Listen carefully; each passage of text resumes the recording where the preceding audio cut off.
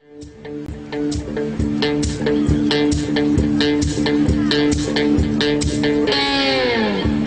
I believe in good vibrations is what creates a beautiful nation. All you need is the will to do right, do right, do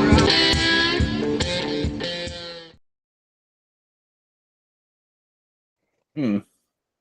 And we're live. Welcome to a brand new episode of White on White. Excellent, Sean. Well, let's go to the bottom here. Z is not selling seashells by the seashore. We aren't sure where Z is. Have you seen Z? Sounds like we're talking about a tranny right now, who specifically asked to be called by their preferred pronouns, which are Z. G. G. Z and G. That's her. The pronouns are Z and shit. I am your host, Jay Fry, and with me and already talking is Garrick. How's it going, Garrick? Oh, it's another Monday. And Sean? Pushing buttons on a Monday. Yeehaw. Act like you have another button to push for the next 2.5 hours. I push all kinds of buttons. Calm your shit, lids. Come on. I got an Apple Watch. Am I in the system now? Yes. Speaking Do you of, have an Apple phone? Yes. Then you've been in the system. Dude, Okay. you can't pull your battery. They've just started doing that to new phones. This new phone I got actually has that. I'm pissed. All right, but instead of talking about phones, we're going to talk about Interstellar. What do you guys rate it? And next topic. Yeah, I don't know. Next topic. I didn't see Interstellar. No one has seen Interstellar, so we shit the bed this time. To be picked up on a later date. See, the whole point of Matt watching movies is for him to watch the old movies that are the cultural touchstones for everybody, not this new horse shit. To quote Jay, it's Chris Nolan, so it's probably at least decent. I wonder what's Inception. That's Nolan, right? It's confusing enough to be Nolan. I don't think so. I don't think that was Cronenberg. Those are the two choices I got for that level of confusion. That's a good question. And Cronenberg is dry, but you know, a little more cerebral. Oh, it is Chris Nolan. Yeah, I figured.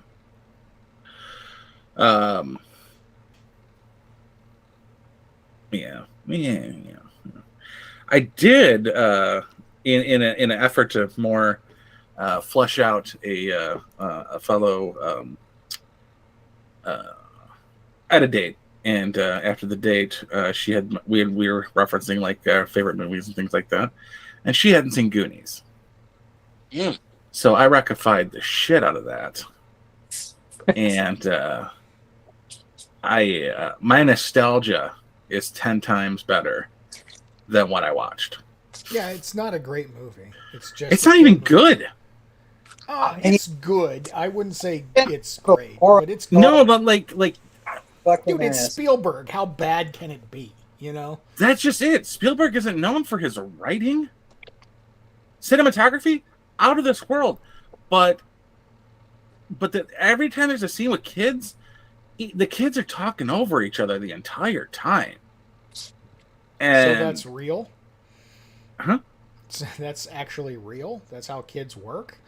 Yeah, but you can't understand almost anything. And there's these odd quirks worked into characters, like Chunk being clumsy, but like clockwork clumsy, which is just shit. The mother and one of the sons has the same forgetfulness of words. Like just weird quirks and stupid shit that I couldn't even start to explain. Like, this is Data. He's I got nothing. This fucking I don't know why he's got slick shoes. At no point is he bullied at all in this movie. But he's just a fucking go gadget of a Asian child. Sloth terrible? For some reason, he has ear flexes. Like we can just randomly move our ears with a muscle in our head. I'm not going to watch anything that I loved as a child because I hurt myself so much watching it. It was bad.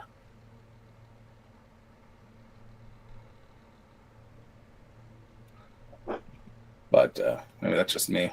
Maybe I was more faithful to Goonies than Goonies was to me. Plus, that whole kissing little brother thing. Like, people just add weird shit to movies for no reason. Yes. Like, if I watch a horror movie and it's a B horror movie, I approve of some titties. But I didn't need to see the babysitter kiss the babysat, basically.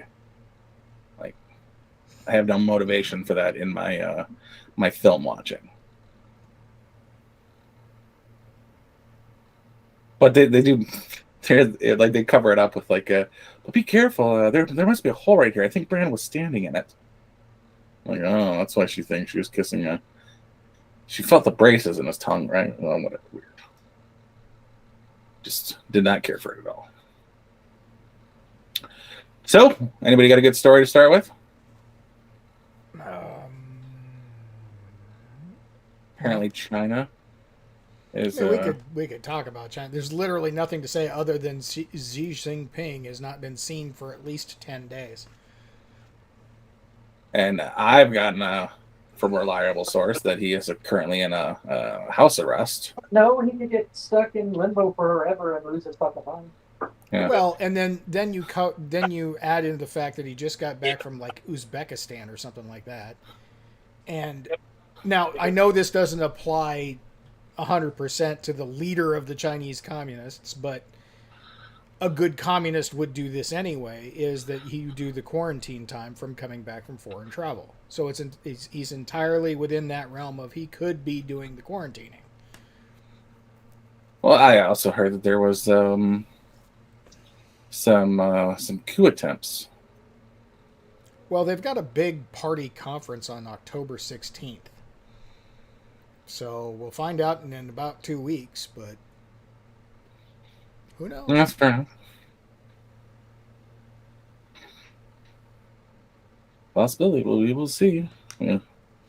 I'm just thankful that Joe Biden hasn't gone missing. That would be terrible for nobody. Like the stock market would just recover on its own. Like, Joe Biden hasn't said anything in 2 days. We're gonna go ahead and buy some stuff. Huh? You said actually. It'd be bad for everybody because that means Kamalama Ding Dong takes over. Well, I haven't seen her in like half a month. Right, but she'll show back up again when after the midterms. You watch the push that's going to come from the Dems. To 25th or impeach him out of office. Diz has been saying that, like Diz was saying for the last 2 years nearly, because we're almost at that point. She said Kamala Harris is going to be president, and I'm like, she got nowhere. She didn't even get 1% of the vote, and then she was VP, and she's like, my money's still on the table. I'm like, shouldn't be though. Like, she has delivered nothing but trash. Yeah, she's done a couple of tiebreaker votes, nothing good. Just garbage, really. But her speeches have they're the worst speeches I've ever heard. Yeah, they've actually degraded over time. Yeah, gotten worse. They're not getting better. Yeah, she's gotten worse because she has no staff anymore because the staff refuses to stay working for her. So she's got the bottom of the barrel. So she just has worse than Hillary? Yes, because she's had to learn how to just bloviate and repeat nonsensical shit saying absolutely nothing, and her entire goal is just to fill time so that she can get out of the interview. That's what's happening there.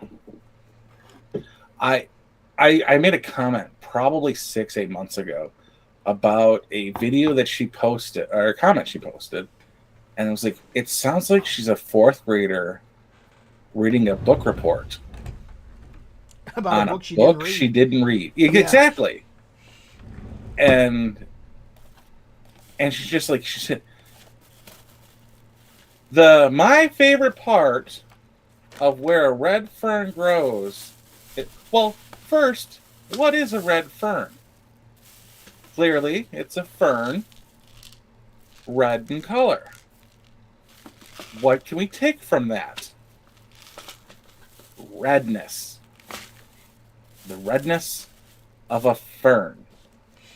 Like that's. Go on.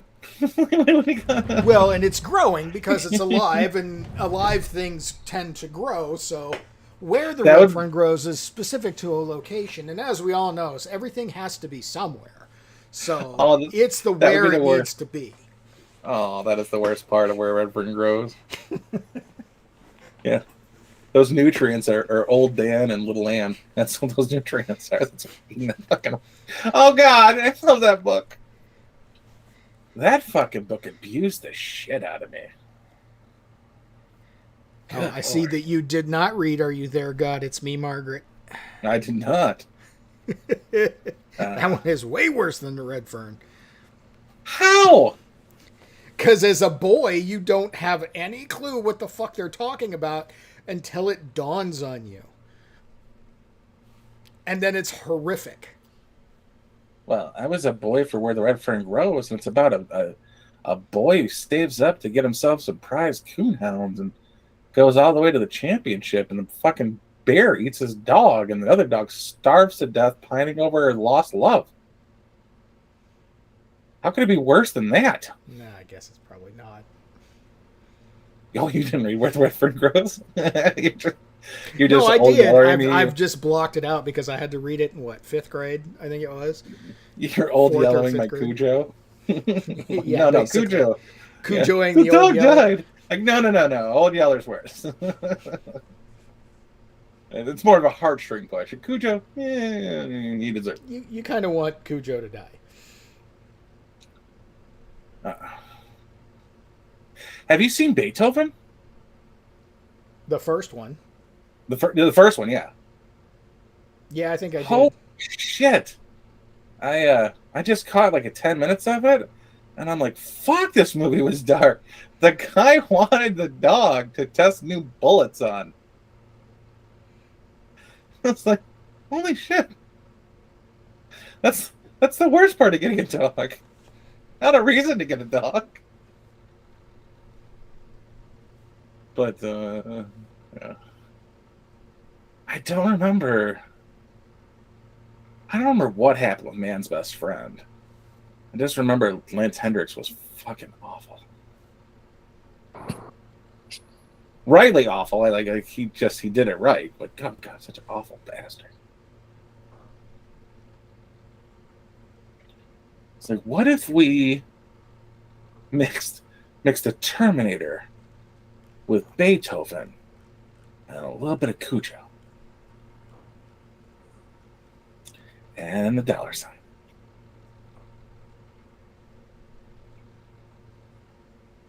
That was a beautiful dog, though.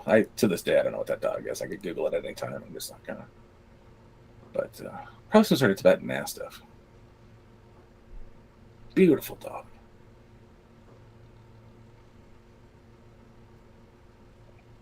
So what happened with Are You There, God? It's Me, Margaret? I'm not reading it. No, it's about a girl, a pubescent girl getting her period. How is that worse? Because as a little 12-year-old boy, I had no idea what the fuck they were talking about.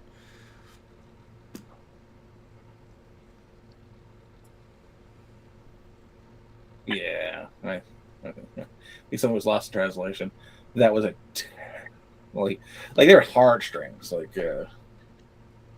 That's when I realized you couldn't trust books. That was a young age to realize that you couldn't trust books. All right, guys, you were right back. Okay. Which is a lie. He's going to big time us. Yeah, probably. Hey, spot just opened up. I mean, I'll be right back.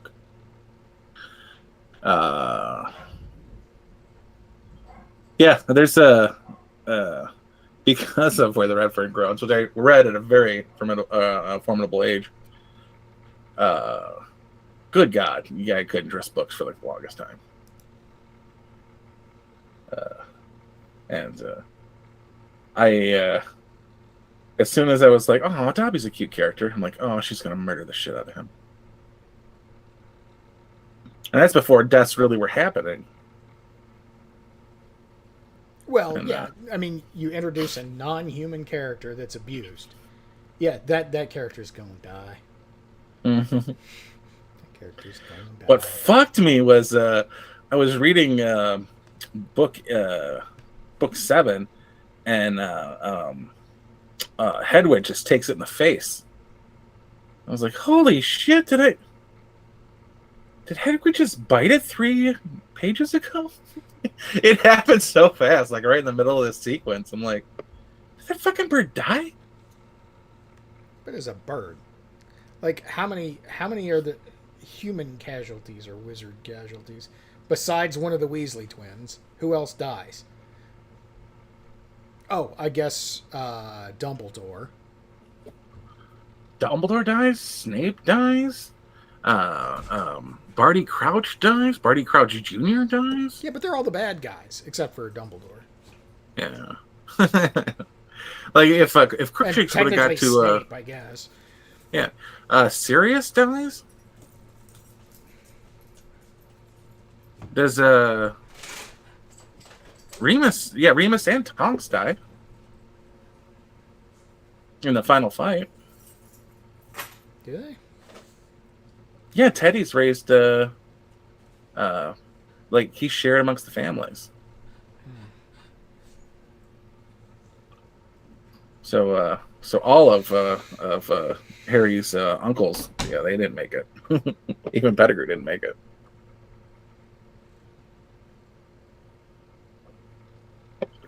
I was clenched for about 7 pages there when Miss Weasley took that Bellatrix Lestrange.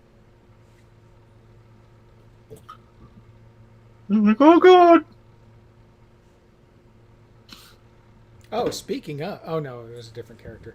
Another character you like to hate, not the what's her name from Harry Potter, but Helena Bonham Carter, I hate in everything. not her. The character you hate, the one that was in the pink, was all done up. That was the evil one. In Umbridge. Yeah, Umbridge, Dolores Umbridge. Yeah. Just a character you're meant to hate.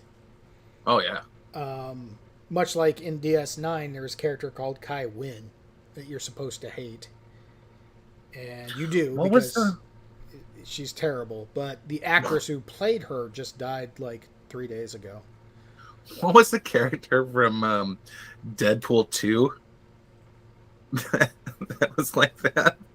Just a smug fucker who you clearly weren't supposed to like. Star Fox Fire? Yes, of something like Starfire or something like that from X-Force. Foxfire? Yeah. Like that. I'm basically just better than you in every way. Just better than you and everything. Yeah. Flies. So you don't see him Angela's death. Yeah. No. I think he gets sucked up into a helicopter blade. Oh yeah. Because the vomity guy is in the wood chipper. Oh yeah. Yeah.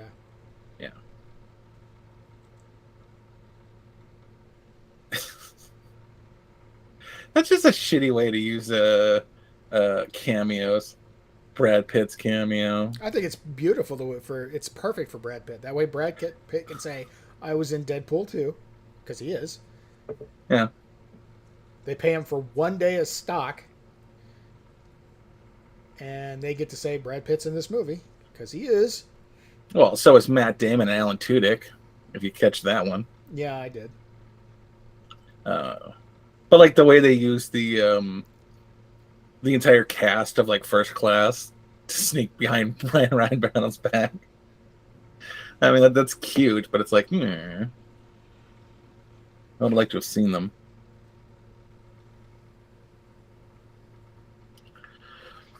Uh,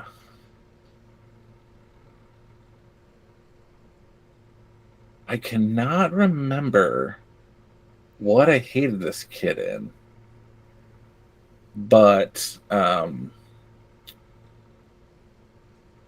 he's almost like a Dudley Dursley character in some other English show or movie, but he's going to be playing Adam, like the perfect human in Phase 5, and the only thing I think of him from is the you guys are getting paid.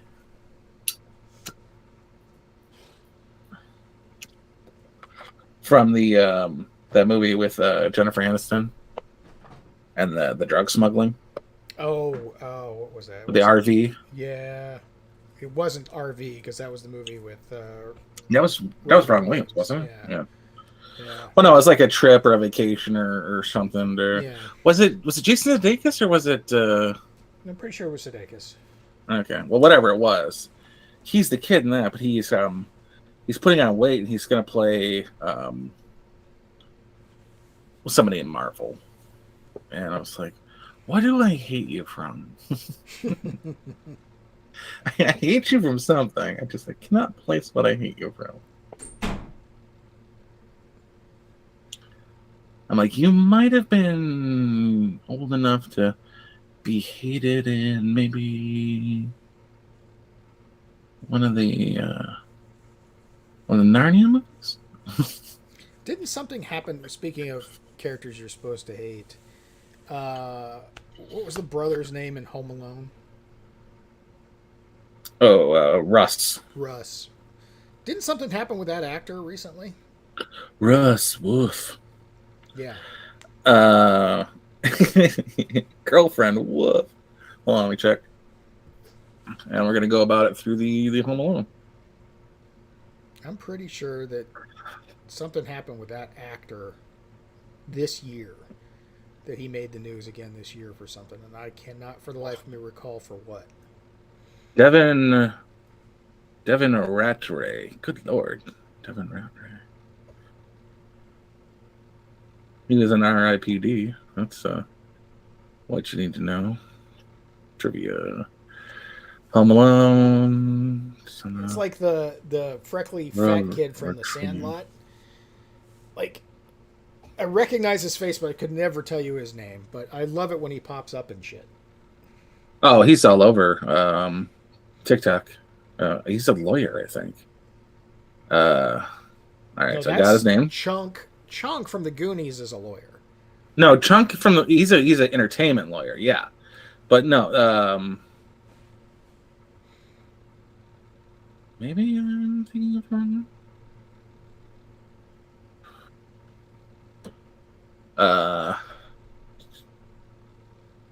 He was in The Tick. That's what he was recently in.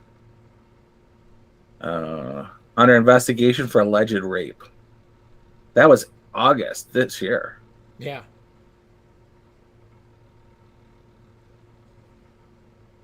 Buzz. It was Buzz McAllister.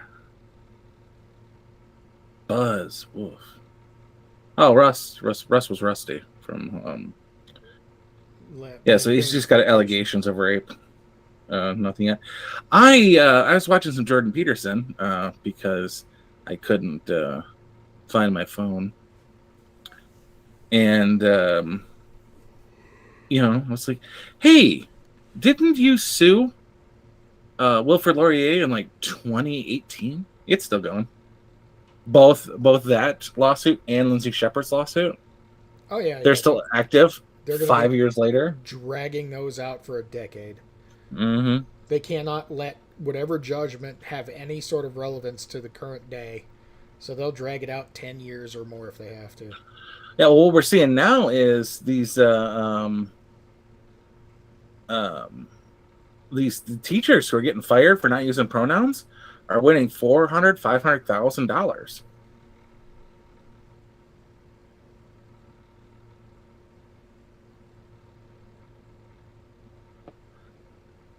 Actor Danielle Ferranzi on why he's conflicted over Brendan Fraser's casting in The Whale. Dude, you're like 300 pounds. Brendan Fraser's playing a 600-pound guy. Calm the fuck down. I'll let Brendan Fraser play wherever he wants. I love that man. I haven't seen him in a while. It's because they keep canceling his goddamn movies after they're made. He's on. He did Doom Patrol for like 3 seasons or 4 seasons.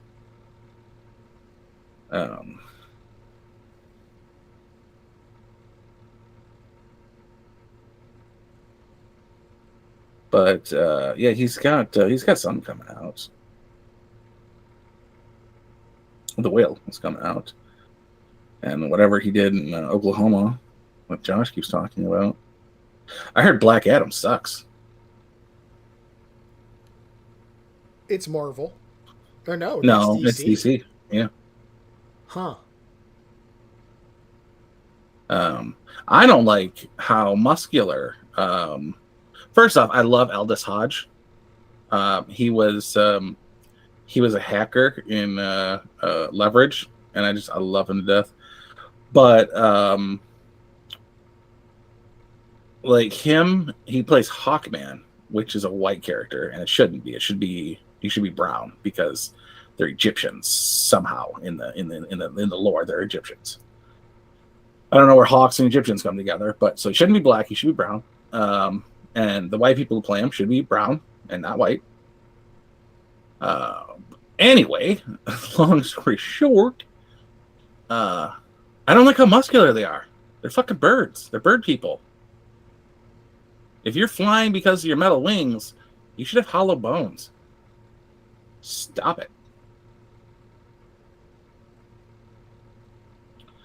Hannah Gatsby's coming back with a new Netflix special, so that should be terrible.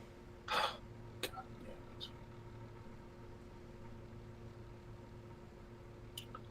it. 9 best trilogies of the 90s. Huh? 9 best trilogies of the 90s. So I think as long as there's one movie from the 90s, it's a trilogy. You get to pick. I'm going to go with either The Mummy or Jurassic Park. Toy Story, number 9. Matrix. Austin Powers. Austin Powers, The Matrix. The Mexico trilogy. So that's Once Upon a Time in Mexico, Desperado, and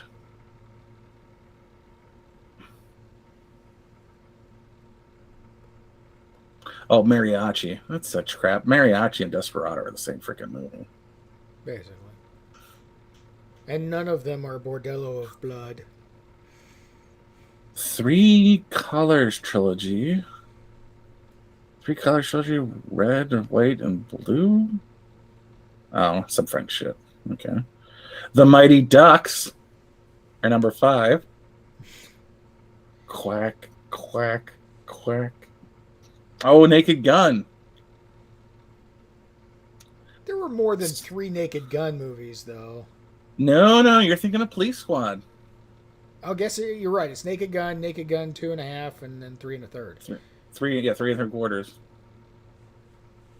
Or a third? 3 3 3 I think it's 3 1/3. Is it 2.5? Which 3 3. Okay, anyway. Scream. There's 5 of those now. About to be another one. Oh, number 2 is Dusk Till Dawn. I don't think those should be on there. There's Especially only since 2 I of haven't those seen movies, 2 or though. 3. There's 3. And What's a the TV third? show. What's the third? Franchise stands out. Clever crime first. Rare juxtapose. Genre, single story. Franchise did so. Thrilling effects. Original. Doesn't say. Just says there was 3 of them, and then a TV show in 2014. Oddly, with Wilder Valderrama in it. Okay. Led by Fez. And Jurassic Park is number 1. Yeah. I don't know. Matrix is obviously 2000. Austin Powers was number 8. Could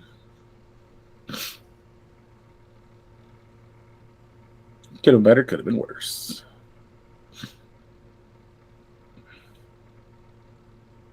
I wasn't paying attention to this article I read about they're replacing a Falcon, or Anthony Mackie's Falcon. And I was about to get pissy about it, and then I realized, oh yeah, because Anthony Mackie is going to be Captain America. Yeah, makes sense. Okay.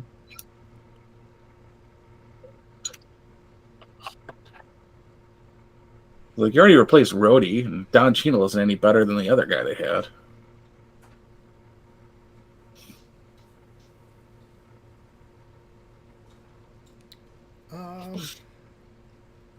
Well, they never got showcased. We never did really get a real War Machine movie.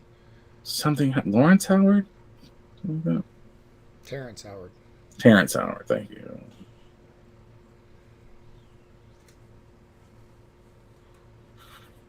James Earl Jones announced his retirement from playing Darth Vader.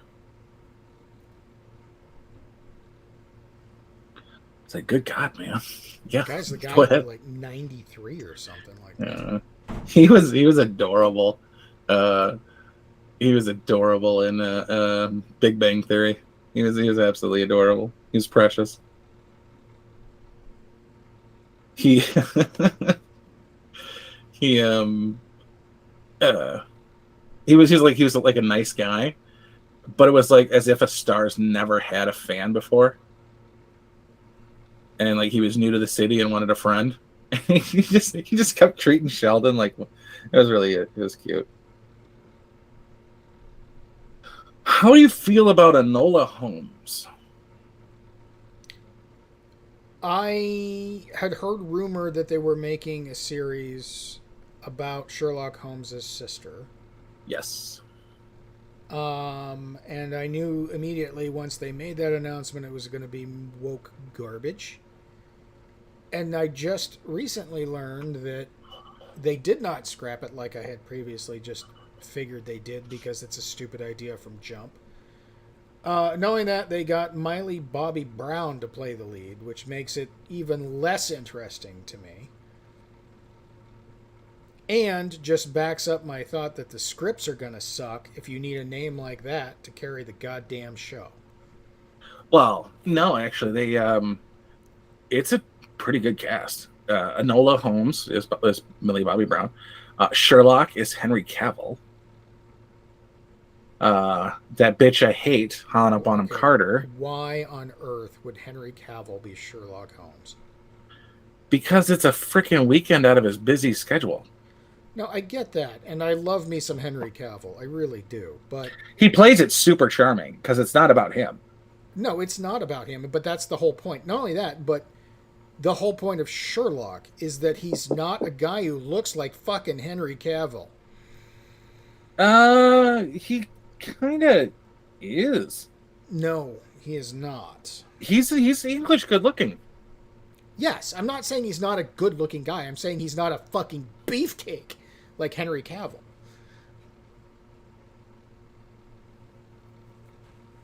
I'm suddenly uncomfortable with this conversation. Because defending Sherlock Holmes. I want my Sherlock Holmes to be like even Robert Basil Downey. Rathbone. Basil Rathbone, yes, please. Yeah. Yes, please. I do. But even Robert Downey Jr. wasn't right for the role. Oh no, is that Sherlock Holmes or is that guy Ichabod Crane? That's what I want for my Sherlock Holmes. Exactly.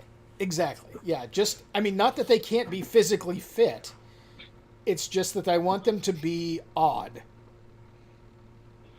Well, I kind of picture Sherlock Holmes as lanky. Yes, absolutely. And because you need him to be lanky because Dr. Watson is supposed to be football player-esque. Like Dean Cain would make the perfect Dr. Watson. I enjoy the shit out of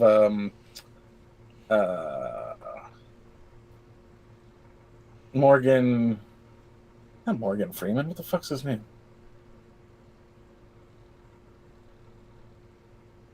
What the fuck is his name? Freeman? Morgan? You mean... Okay, so the guy who played Sherlock against Benedict Cumberbatch? Yeah, Hobbit- who the is Hobbit. lanky. Yeah, the Yeah, I Hobbit. can't think of his name. Yeah, it's Freeman. It's Gordon Freeman. No, it's not Gordon Freeman. That's a character from a video game. Uh,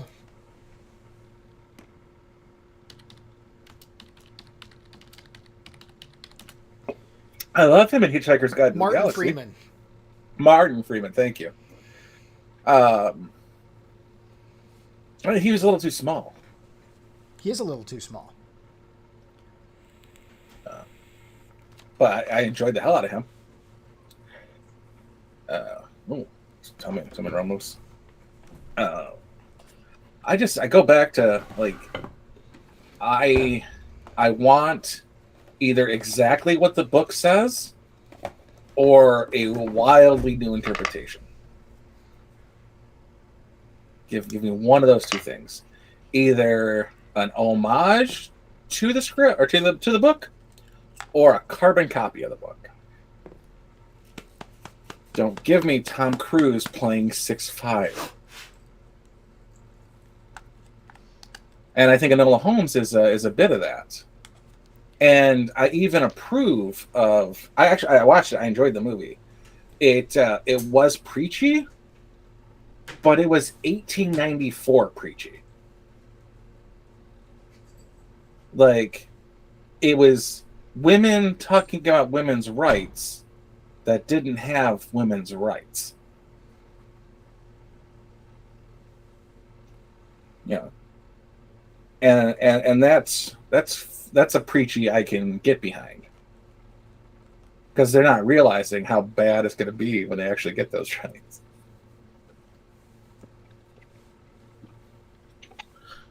Is it a So I let movie it or slide. Is it a show? It's a movie. Oh, I thought it was a show. Nope, just a single movie. That's fine. So I thought they were making a show. Nope. This is it's not season 2, it's Enola Holmes 2. And I know that they make allusions to Sherlock having a sister, but is that true canonically? Like, that's not what her character does, right? Or am I mistaken that Holmes' I don't sister, know if there's canonically involved like, with the little sister. Like, there's Mycroft, who's in everything. right, Mycroft is a known character. They also allude to at least twice in 2 separate stories to them having a sister. Yes. And they don't specify older or younger. It's assumed younger. And if I'm not mistaken, I think she died.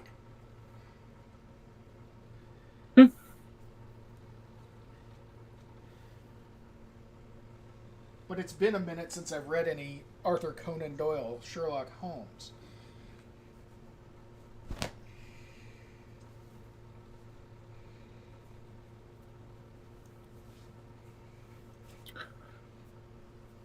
Oh, John Rhys Davies is scheduled to return in Indiana Jones 5. Yeah, there's not going to be an Indiana Jones 5. Please, God, don't.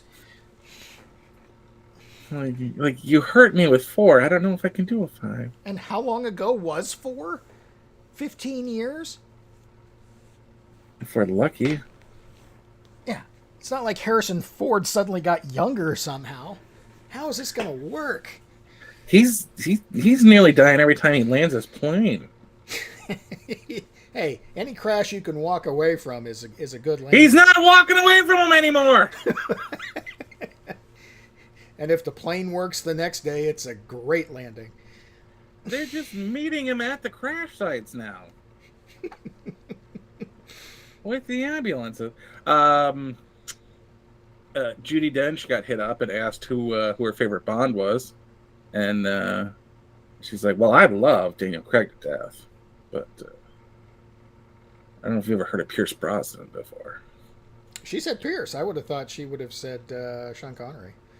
No, that she worked with. Because she did 7 Bond. She was Pierce Brosnan's the entire time. Yeah, and that's true. So it was that she worked with. So it was only between Brosnan and Daniel Craig. Oh, okay. But yeah, she's probably a Sean Connery. Poor Timothy Dalton. Nobody picks him. Nobody picks Timothy Dalton. I'm an 80s baby, and I picked Pierce Brosnan. What's funny is I really like Timothy Dalton in almost every other thing I've seen him in. He's fantastic. Those are the darkest goddamn movies of the franchise. Like, Felix gets fed to sharks. Like, he only did 2 of them, and they're the darkest movies of any Bond. I thought he did 3. I think he only did 2.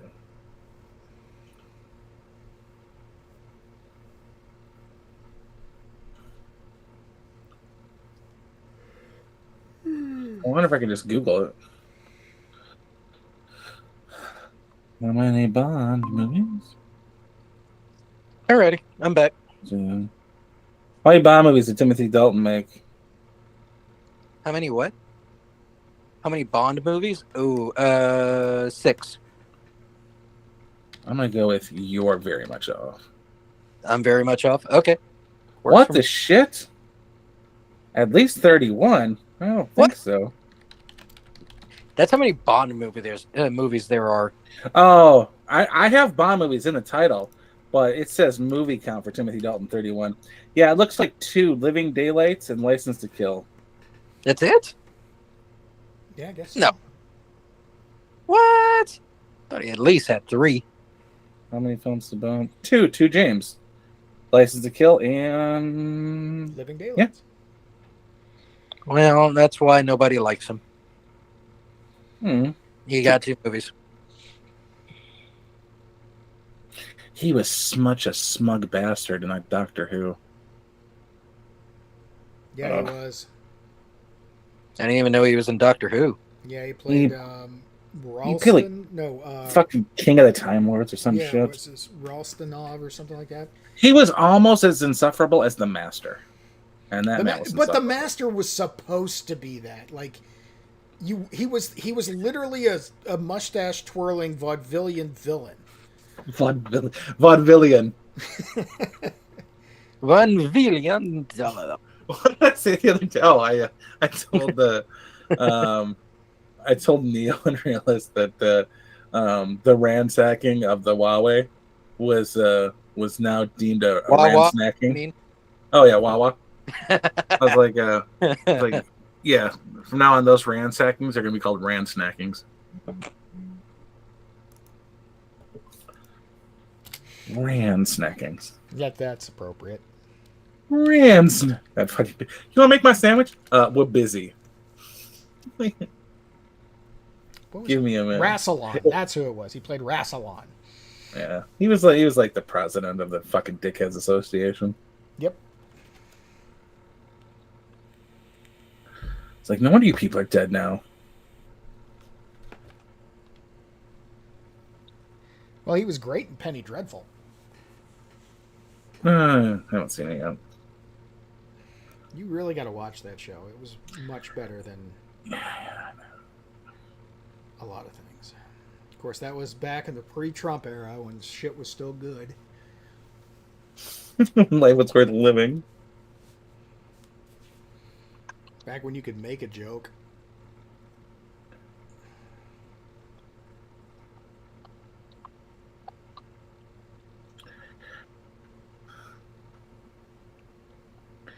Ten TV shows that have handled major cast changes the best, according to Reddit, as if they're a place to get your information from. Was Aunt Viv? That was probably one of them. Friday Night Lights, didn't see it. House. Ooh, who did they change in House? Are we talking about who are we talking about in House? No idea. I never watched House. I can't watch House because I cannot. Yeah, I got you. I got you. I know. I'm sorry. Wait, That what? sucks because I love House. That was the show that got me through everything from high school all the way through what bit of college I did attend. You could have gotten through it with Hugh Laurie just fine, with the accompaniment of Stephen Fry. I know. I need a. there a good place to watch the old shows of Lori and Fry? Fry and See, Lori. the Fry. internet, Friday and Lori, by the way. No, this is bullshit. How shouldn't be on this list? Wait, for what? What list are we looking at? Oh, it's just a list of 10. It's what's supposed to be 10 TV shows that have handled major cast changes the best, and that doesn't count because, like, What major cast changes did they have? well, first off, House is streaming on Peacock, by the way. Every couple of seasons they change up the medical staff, but Cuddy lasts the entire time. Yeah. Wilson. What's his name? Wilson. Yeah, Wilson's the entire time. House, but And you so know did he's most of doing the original internships. three, and so did the original three doctors. They made it almost through the entire series. They just changed their roles, not or their regularity of appearance on the show.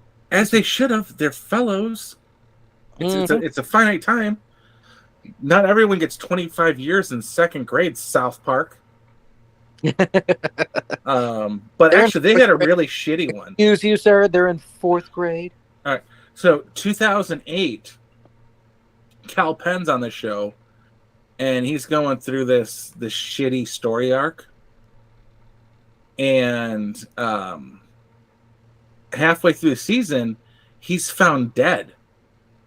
In his he doesn't show up for that day, and he's found dead, and he's just written off after that. Because Cal Penn, the actor, joined President Obama's campaign to be some sort of like third seat fucking piece of shit in the entertainment division of Obama land. And he's just like, I quit the show. I'm Kumar. I quit. Mm-hmm. So his head wasn't even visible. It was just a body with like a fucking chair in the way. And they're like, he killed himself, and that was the episode. Like they didn't write him out or anything like that. MASH counts. MASH, Hot Lips and her boyfriend got changed. I don't know about Parks and Rec. Wait a minute. You saying MASH is on the list? Yeah. Okay, so do they consider going from the movie to the TV show? Because Hot Lips Houlihan was always Hot Lips Houlihan on the show. It was always the same actress. In addition, seeing several of the main characters leave and be replaced by new actors.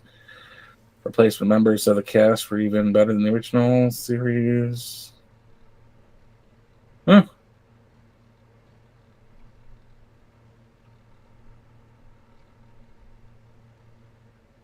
Was it?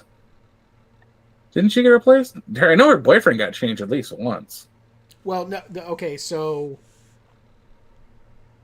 in the movie, she's played by somebody completely different. But everybody in the movie is completely different. The TV show itself, the actress who played Hot Lips was Hot Lips throughout the entire run of the show. Now they got rid of Frank Burns after a couple of his seasons and had another character come in that played that role, not as Frank Burns, but as another major that came in as a replacement, but was a completely different character, even though he was kind of the stuffy, uptight type. Who did they replace at Night Court? The bailiffs. The original. Wasn't original always Marsha bailiff, Warfield? No, she wasn't the original. She was the replacement for a little old lady who I think died during the filming of the show.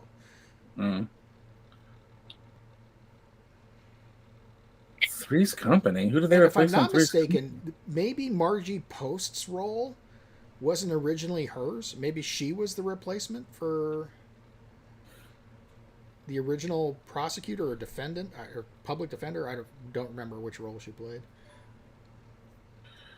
No. Three's Company's on here, and I was expecting 8 Rules for My Teenage Daughter to be on here. Did who did they replace? Was it I know the Ropers got replaced, or not, or were the replacement. Wait, No, the Ropers were the replacement for. I can't think. Don of the guy's Knotts name. was. Don Knotts, yeah, Don Knotts was the original landlord. I can't think of what his name was though. Was he a Roper? No, I don't think he was a Roper. But that was just terrible when John Ritter died on 8 Rules for My Teenage Daughter, and they brought in his dad. No, he played Ralph Furley.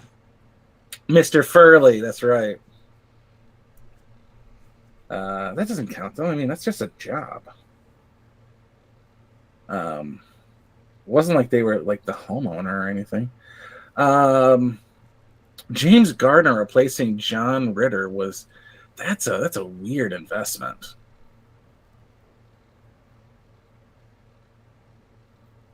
Like, oh yeah, John Ritter's 44. We're gonna replace him with a 68-year-old. He eventually died too. So I was right.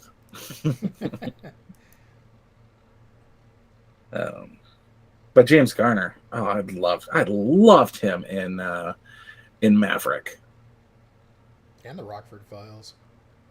Yeah, but my grandpa had like a smug smile on his face the entire time we watched Maverick. Fucking bastard. Because he'd seen the original Maverick. I didn't know there was 2 Mavericks.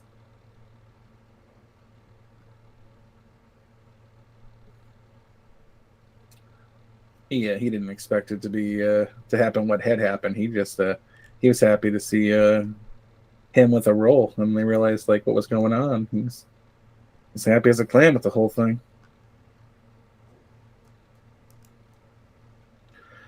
Jodie Foster is not cute enough to rob me of a boot full of $100 bills. I will admit that right now. But is she cute enough to make you shoot a president?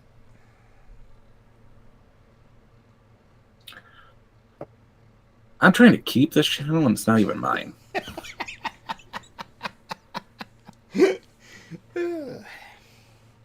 This is your channel. Should you be asking that question? I'm just saying. She did inspire somebody to actually commit that act, so... Still don't understand how, but okay. Yeah.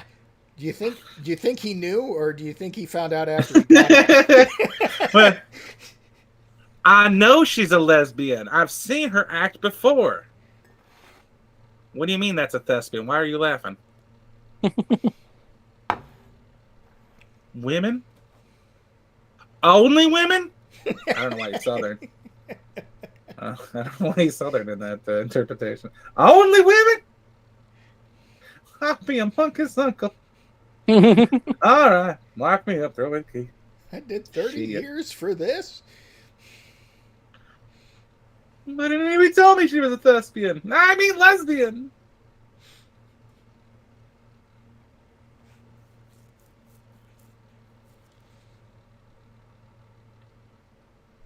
There's a...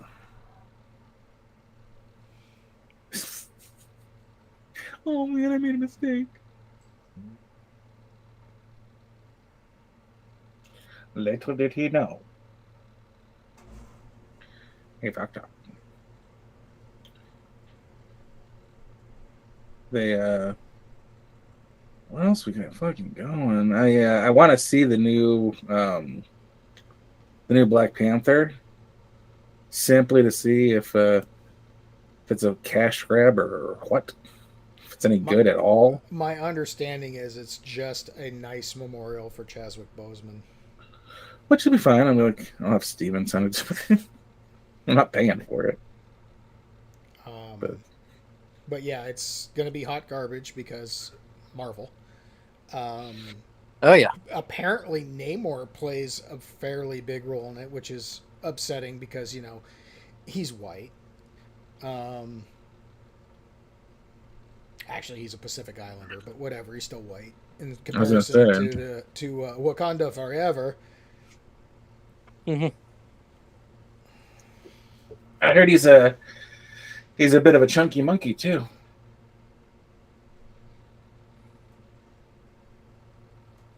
Well, Fat Thor worked, so that they're just going to go with the theme. Yeah. They fat shamed Boba, and he's like, yeah, I'm gonna start doing some setups. They're like, your chest protection can only hide so much of your guts. Like, he got hit on with a lot of fat shaming for like season 3, so he started working out before season 4 or whatever. I don't even know what I'm talking about. But Boba Fett or Jango Fett or whoever the Fett I'm talking about is it's Boba Fett, right? The older one is Boba. The younger one is Boba. Jango Fett is who he is. Jango Fett's the older one, and he literally plays Jango Fett, Boba Fett now in the second one, or in the the series, and all of the clone troopers.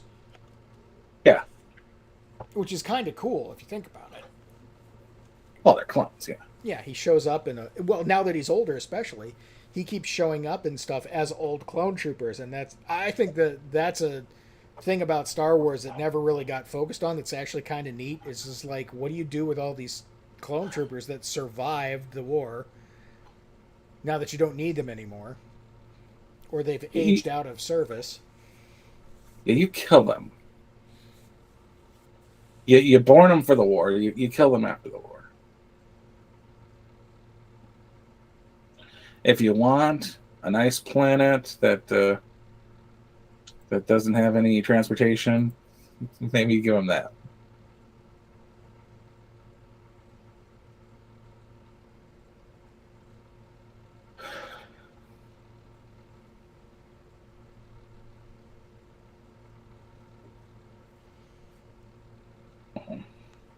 Maybe. There's a picture of Beetlejuice as the husband, E.T. as the wife, and the daughter is Lori Lightfoot. She doesn't look happy, but it's about right. Did you see the new? Do you have Instagram? I have Instagram. I barely ever use it. The Bee has a it's an FBI agent talking about how they raided Mike Lindell's factory, and it's like as a political pawn for the Biden administration. I hadn't had a good night's sleep in a while. He ends up, and it ends up turning into a My Pillow commercial. And the Bees got their own code POSO. It's BEE1. So I was like, oh my god, the Bees now shilling for My Pillow as well. Like, good on them. But it was funny the way they did it. It was hilarious. Like, good for you, Babylon Bee.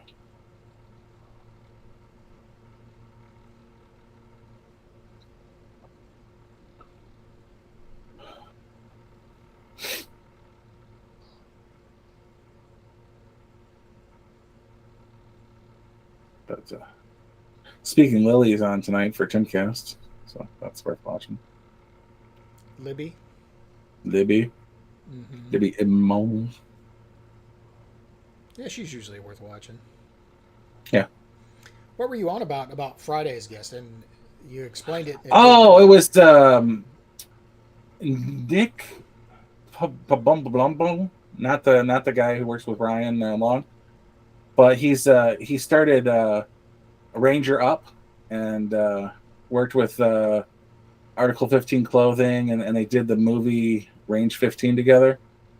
And he's just like, he's one of those special forces guys who doesn't mind working with the CIA, and that bugs me. like a Tim Kennedy. Okay. Like, oh, you like the working with the CIA? Go fuck yourself. And like he talked about like how him and Tim Kennedy had been working with this NGO. And I'm like, of course you had, because you're fucking bullshit. But they he was like just running his mouth about he particularly said well, I'm not scared of books. Like, there is nothing scarier than a book. A book is a written down idea. And ideology is what gets people killed. Every war you've been to came from a book. Like, you're a fucking idiot who doesn't know what they're talking about. And just his stances on things were weak, and he's like, there's not a tranny in this world that I hate. I'm like, it's not about being transsexual. It's not about the tranny. Transgender has nothing to do with Drag Queen Story Hour. Those aren't trannies. Those are men dressed as women. They're transvestites. Yes, that's not transsexual. Correct. Which is a word that's fallen out of favor. When they say they're trans, that's true. But they don't follow up with the vestite. That's kind of something that needs to be cleared up. They're not thinking they're actually women. They're not thinking that they need to get their dicks chopped off. Some of them do end up getting implants because they're fucking weird, but that's just being fucking weird. Yeah, it's a perversion. That has nothing to do with a transgender ideology or thought process. Or mental condition, as the case may be. Speaking of, Tim Kennedy just posted, we have to secure our borders. And it's the Heritage Foundation. Fentanyl is now the leading cause of death for Americans between the ages of 18 and 45. China plus fentanyl equals death. Yeah. But he was so weak on everything, and he wasn't knowledgeable about the simplest things. And he talked about how he was from a very liberal town in North Carolina, and his neighbors weren't blah blah blah this or that. I was like, dude, like, good for you, but how would you know unless you have this conversation? Are you going to talk to your neighbors about dicking kids? Are you going to talk to your neighbors about grooming kids? You don't know until something like this happens. So, yeah, I'm going to stand up against Drag Queen Story Hour because they are perverts, and this is a perversion. Like, but you defend it all you want in your ignorance. Like, he actually got his ass handed to him a couple times by Tim. I'm like, dude, Tim's kicking your ass. How good could you have been for this country? Yeah, when the milquetoast fence sitter kicks your ass on a topic, you've done lost the plot, bro. Yeah. And he's one of those SF guys who, you know, they sit there and they're in the shit, and they're actually in the shit. Like, there's no doubt they're doing things I would never want to do in my entire lifetime. They are so much more badass than I am, because I grew up for a large part of my life in the Clinton administration, where I knew, yeah, I'm not going into the military, not with this guy. And then 9/11 happened, and I was even more so not going to go in the military under the next guy. Not that I had the same problem with Bush, but who knows how long Commander-in-Chief's going to be in office? But he thinks, you know, the average citizen's got his thumb up his ass and isn't doing anything. And I know from past experience that a dumbass with a pistol at 100 yards that outshoots you can keep you pinned down. So they don't have to be the best goat herder in the village to put a bullet in your ass. So he talked from a place of arrogance, and to me, you are trained and taught survival in special forces, and almost all of your fighting tactics and skills you're told. You're not trained, you're not taught, you're told. They tell you to stand 6 feet behind a barrier. They don't tell you why to stand 6 feet behind a barrier. Like, you stand 6 feet behind a tree because the bullets are going to hit the tree, and spalling and ricochets are going to come off that tree. They don't give you that part. They just tell you to do it, and you do it. The military is the same as most law enforcement, undertrained. You're not a badass because you survived boot camp. You have your shit more together than the majority of the country, sure, but you are no better a murder killer than any other asshole on this planet. You get into special forces and you get a little more training, I'll give you that, but I also still don't care.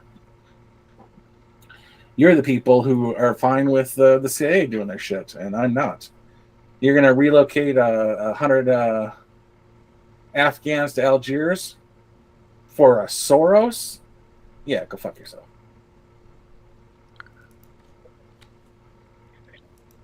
Yeah.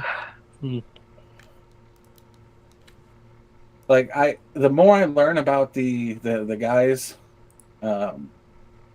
in Black Rifle Coffee and Ranger 15, Ranger Up and Arc 15,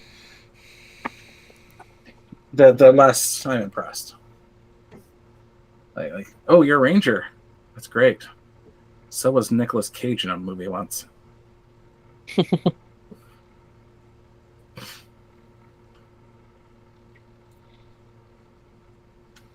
Okay. The majority of your humor is gay humor that isn't even allowed anymore. Get over it.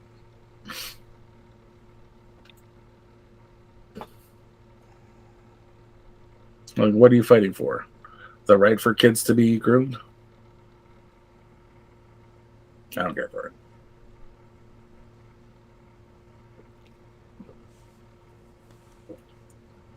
Chapel Hill, North Carolina. That's where he's from. Apparently, it's one of the few places in North Carolina that went to Biden.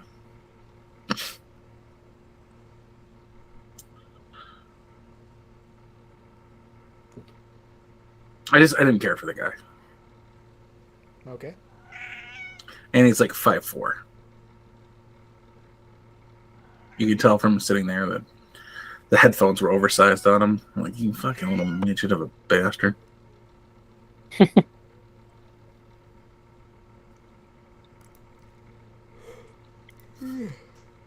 But I wonder who's on with Libby.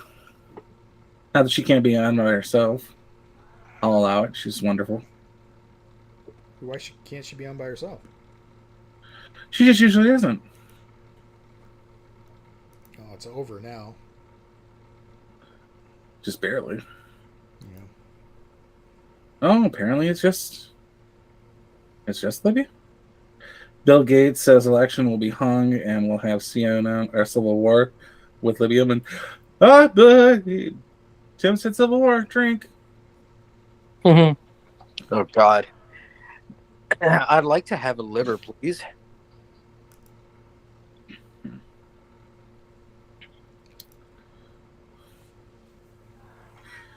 My favorite is his brother is Chris Poole, and he's the chicken tender, so he is crispy chicken tender.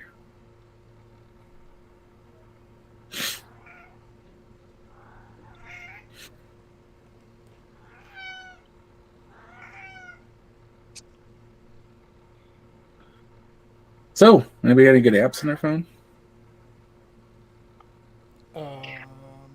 No. I got I got a new Discord channel I've been following. Mm. I can't It's remember for- the last time I logged into Discord. Discord's never done like on my computer. It takes up like 90% of my running speed, and just always been shit on every device. It's way too involved. Like I can be on a phone call, and I can be playing an entire video game on that phone call, and it runs perfectly fine. But I can't do anything while I'm on Discord.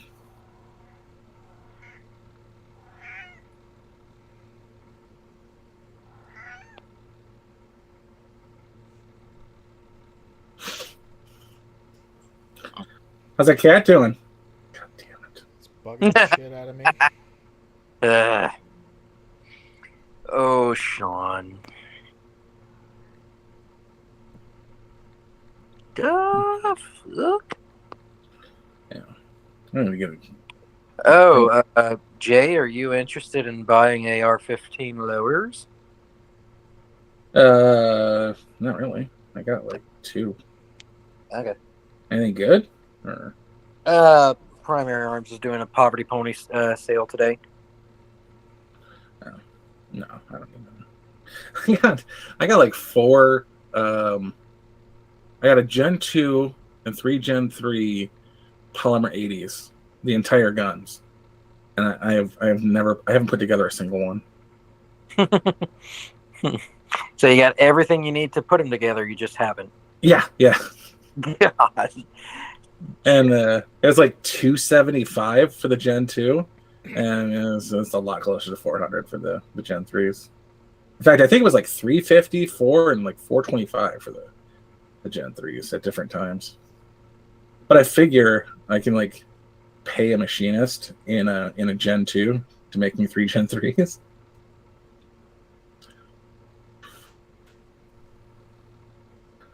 Like, hey, you have a drill press, don't you? Maybe. Let me show you this jig I bought.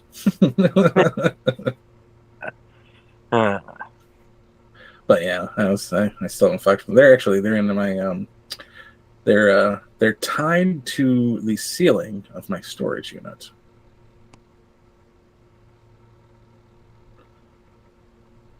Because that's how I roll.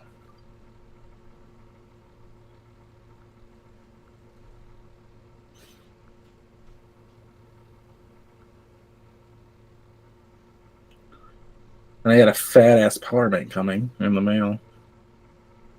Because there's a discount with my Paid for by Citizens for Sanity Incorporated. Yeah. what That the shit is that? Ridiculous. That sounds like someone's getting sued. Is this against Chrissy Noem? Who's suing? Who are they suing? They're not suing. It's a billboard that says your white fragility is showing. Stop complaining about the increase in murders. Murders. Murders. Yeah. Paid for by fucking- Citizens for Sanity Incorporated. They're more worried about white fragility than they are about actual murder. Well, That I doesn't made sound sane. I've just started calling anybody who mentions white privilege. I've just started calling them white supremacists. By Citizens for Sanity Incorporated. Where's the mute? There it is. Yeah, you find that mute. Yeah, they're just that's what it is at this point. Is anybody who wants to tell me that I'm special for my whiteness? Like, you know what? I don't believe in your white supremacy. Tell me more of your stories of how great I am as a white person. I do have a good dark meme if y'all want to see it. Like that one wasn't dark? Fuck. No. I mean, literally, and it's in Atlanta, which there's multiple layers to that dark comment I just made because it's dark. In Atlanta.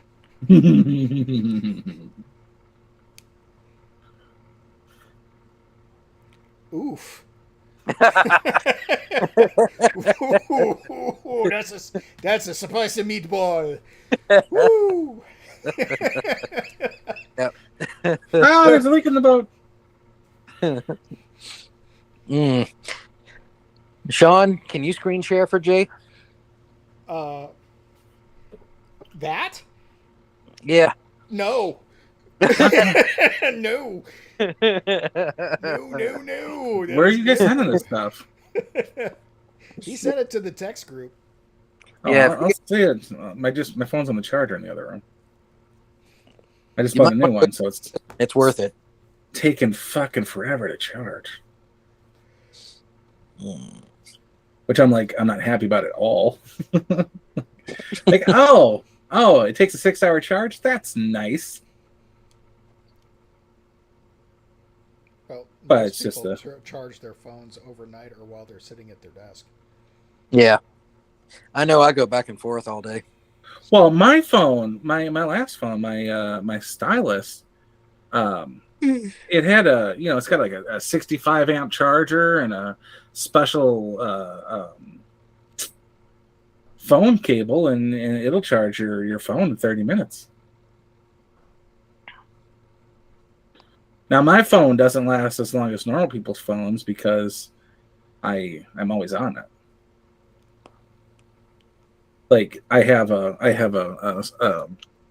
book playing, a good 10 hours a day.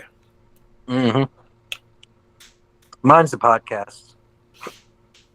Those two. I mean, I got like 60 hours of stored downloads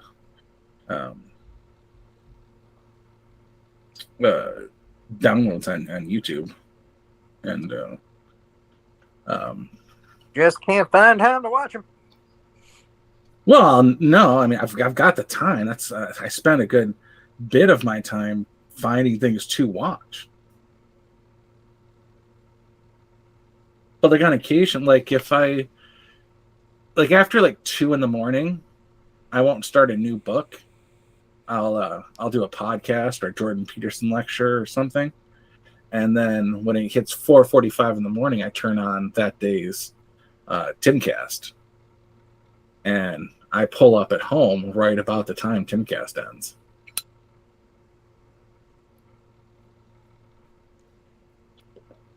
Because I, for the life of me, cannot stop like if I start a new book and it starts getting good at any point, I'm not sleeping. Yeah. So, like if that book ends before, that's not nice. well, no, I'm curious, guys. Stop it. But Hey, like, if get your phone. We'll cover the dead air for you. give me a minute, I figured about 10 minutes. I'm gonna have to go pee anyway. Well, I had pizza right when I got home, but I didn't have lunch, so. Oh. Thank you. You got offered pizza and you turned it down? No, I ate pizza when I got home. Oh. He just handed me a bowl of rigatoni. Oh. Thank you. Take your dog out of here. He's going to whine and scratch. Also, this cat is yours now too. Enjoy. Hey, go with mama. Great. I She's have a like that. dog staring me down while I eat. And the cat's looking at you like, the fuck?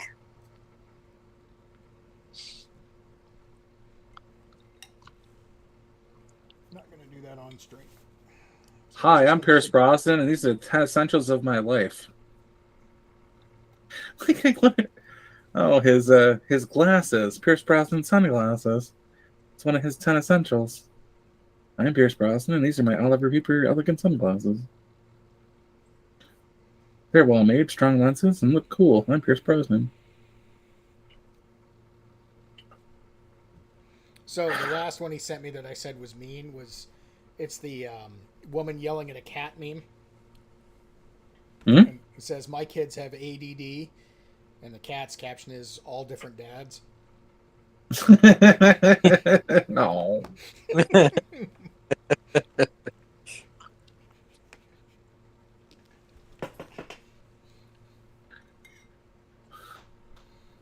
Sunglasses have always fascinated me, says Pierce Brosnan. Like, fucking what? His watch, that's one of his essentials. That's a weird watch. It's leather on the outside, but a metal watch on the inside. Leather on the outside? How does that work? The leather strap, but the leather strap goes over his...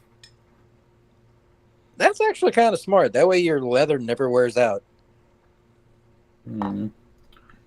I would just replace it. Worn leather is my favorite thing. Well, I mean, I guess it just depends how much you like it.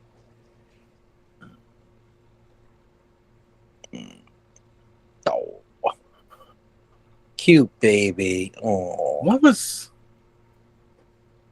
Your baby? my baby. Holy shit, he's just dropping names of watches that he gets bought at the end of movies.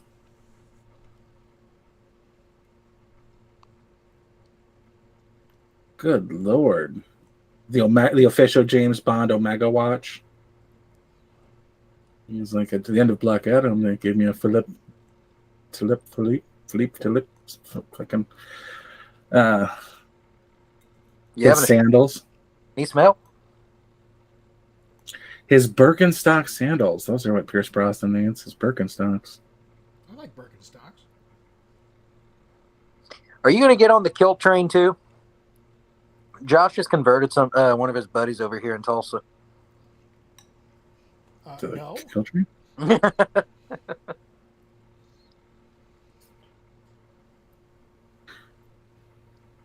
I know he lives in Hawaii, but Who, Pierce Brosnan? yeah. Better than Sketch- the island he's from. Sketch pencils and colored pencils. Yeah. I like that he's been married to the same woman for like 25 years.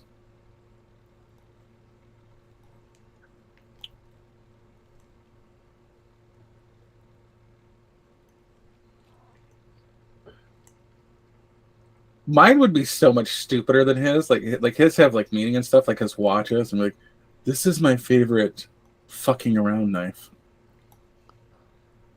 This is my favorite pocket knife.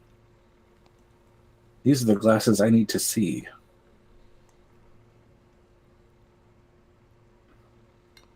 These are the exact same glasses, only in a sunglass shade. Because I need to see.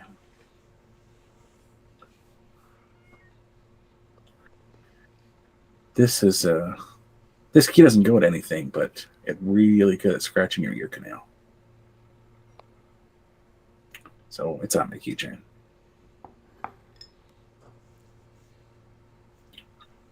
He got these beads from the Dalai Lama himself. Fuck you, Pierce Brosnan.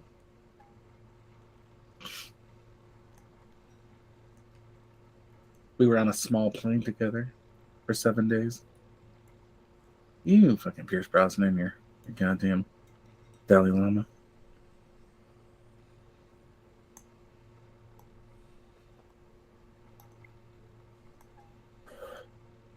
So you were saying Black Adam looks like it's going to be bad? I've just been hearing that it's going to be bad. I didn't see anything besides for the fucking muscle bound Hawk people. I mean, Hawk Girl apparently is a beefcake, but I don't like your hawks. You shouldn't be muscular. That's your trade off. You get to fly. You don't get to. He's got fucking Birkenstocks and leather woven slippers. Apparently, the dude's a foot fetish guy.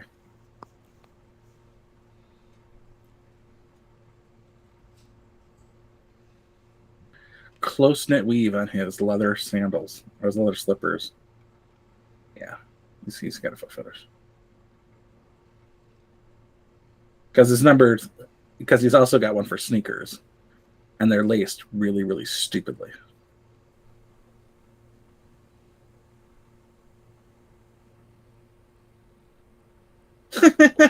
He's even wearing a pair, and he's got a pair to show. I don't have that kind of money. Well, technically, I guess I do, because I've got the exact same setup on 2 different rifles. That's for training.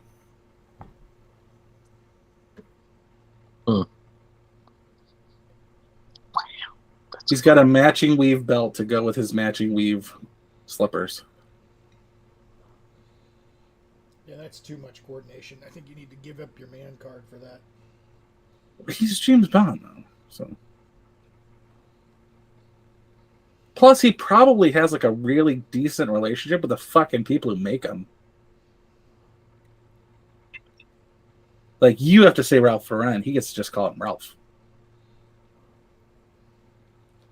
Number 8 is just fucking tequila. Good God, James Bond. That's some craziness. Oh, he was a spokesperson for this tequila, and he likes it. And he is the spokesperson because he likes that tequila, not the other way around. So he's the opposite of Ryan Reynolds? No, Ryan Reynolds tasted aviation gin before he bought into aviation gin. He bought into aviation gin because he tasted aviation gin. I think The Rock might be the one, though. His Bose headphones, and they're fucking gigantic. Good God. All right, that's enough of Pierce Brosnan. But yeah, The Rock and his tequila might be what people think of when they think of Ryan Reynolds and his gin. Well, I know Dan Aykroyd. You know the that skull. the skull tequila that comes tequila that comes in the skull. Yeah. Yeah, that's Dan Aykroyd's company.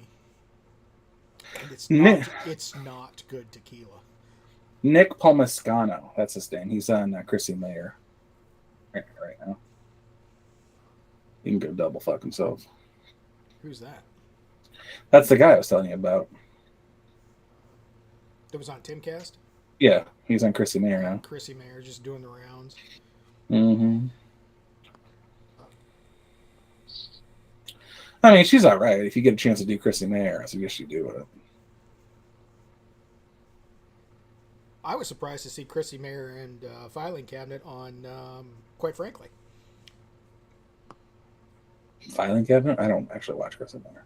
Yeah, Filing Cabinet's her fiance now. Is that a dude or a chick? It's a dude. Congratulations, bro. Banging Christy Mayer, that can't be terrible. Yeah, but it's Chrissy Mayer, so who isn't? Me. Just you, bro. Okay, then. I'm safe. Safe. Yeah. She was looking for content creators not that long ago on. I don't know. Don't think I qualify.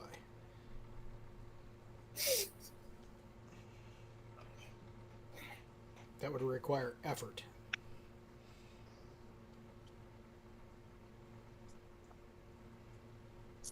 Although I gotta say, there's part of me that's a tad binge jealous about people just jack and jaw about movies and hobbits and rangs and shit and making a whole butt ton of money. Oh yeah, like Pop Culture Crisis. They get. I think the last time I heard they had 17 money guns, which you only get money guns when $100 has been donated. Yeah. So that's 1,700 an episode.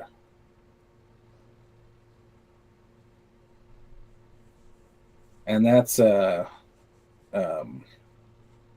Mary Morgan, that fucking meth mouth guy, and whoever the visitor is.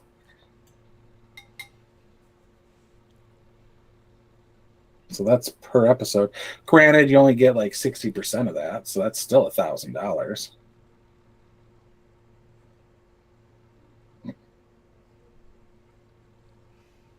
It's not bad work for 2 hours and 42 minutes. Right?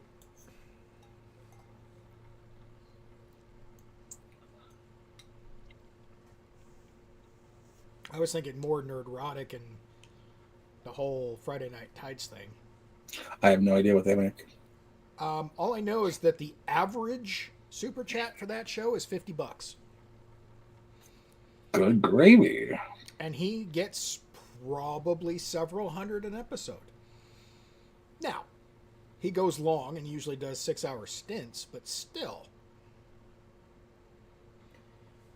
That's just in super chats. Plus, he gets the YouTube revenue.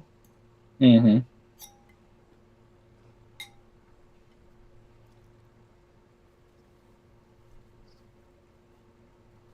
There's a reason that he now employs Quarter Black Garrett.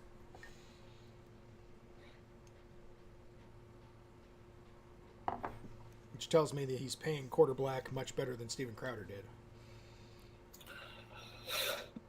Or he's just treating Garrett better. Well, that's the rumor. Hmm. Crowder's kind of hard to be around. Well, it makes me wonder how Not Gay Jared did it for so long. Not Gay Jared was technically a co-creator. Which is even more impressive. I mean, Steven's name might be on it, but Not Gay Jared was part and parcel to it being a thing at all. Yeah. What's that? He was on the ground floor and putting all the shit together. Right. Yeah. We'll see how long Landau lasts. It's been 2 years. And supposedly Razor Fist was up for that job, but did not take it.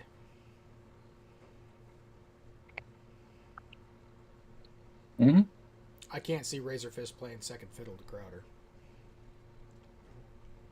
And interestingly, Razor Fist has not been back on Crowder's show in about the same amount of time Landau's been there. Well, they don't have many. So what happened to Elijah? Yeah, Schaefer. I have no idea what happened to Elijah Schaefer. All I know is for some reason he's still doing Slightly Offensive on Instagram. He's doing it on Instagram, but he's not with the Blaze anymore. Well, no, he's doing Slightly Offensive. He's still putting out stuff on his Slightly Offensive Instagram. I don't know what's going on with the rest of that show. That's interesting. I wonder what happened. I'm sure he pissed off Glenn Beck. Well, that's what everybody I've talked to is saying. Talk shit about Mormons, but good fucking Lord. Well, and Beck's got quite a bit of tolerance and a spine for it. So I don't think it was just the bagging on Mormons thing. No. I think it had to be something that was actually offensive, not just slightly offensive. Yeah, not just name drop, title drop. Yeah.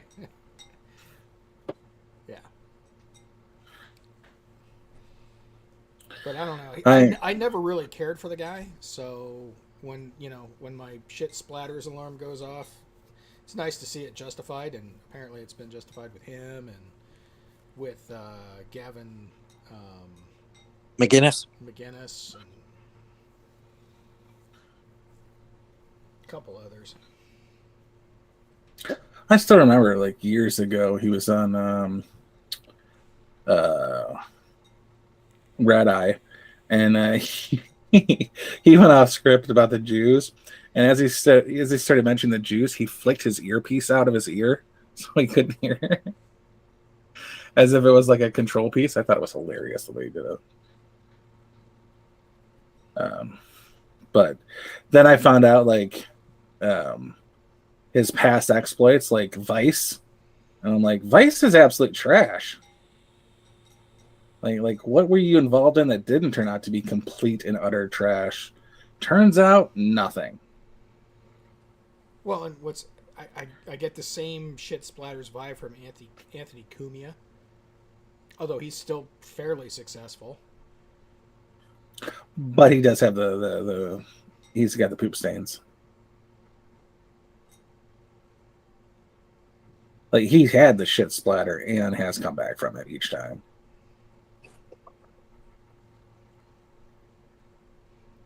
It's just like, I keep seeing something that rolls through my feed on YouTube about Stuttering John, and I'm like, I so don't give a shit about Stuttering John, so I don't ever click on it. But I'm sure that's more of the same bullshit. These What's a Stuttering John? Stuttering John was a disc jockey that Howard Stern made famous, kind of like Opie and Anthony and Stern and Stuttering John and who was the other guy? All these middle-aged radio guys that are slightly older than me. I never cared for Howard Stern. They're all living in a world where their relevance is waning and waning quickly, and they're all scrambling to, maintain what sort of relevancy and fame they had, and it's all pathetic. Like, really pathetic. Mm.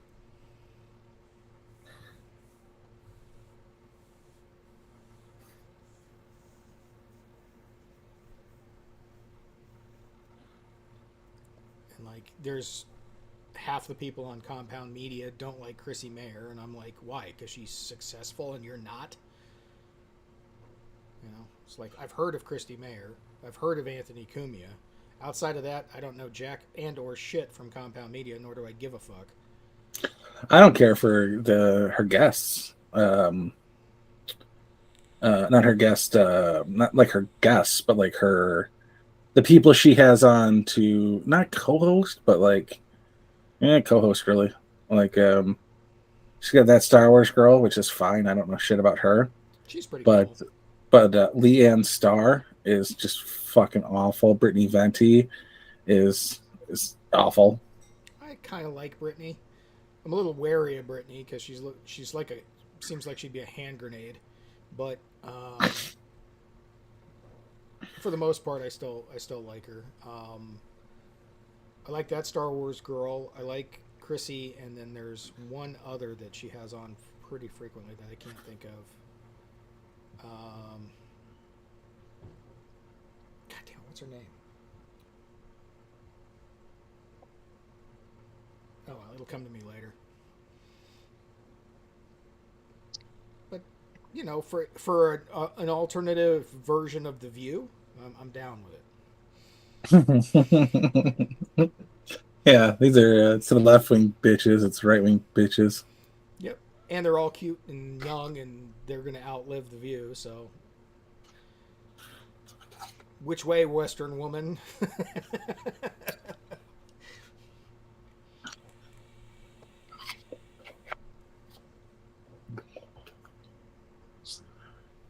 Yeah. What do you guys think of Jimmy Dore? I don't care for him. I get that he's not as bad as some of the others, but that doesn't mean he's good. I don't specifically care for David Rubin either.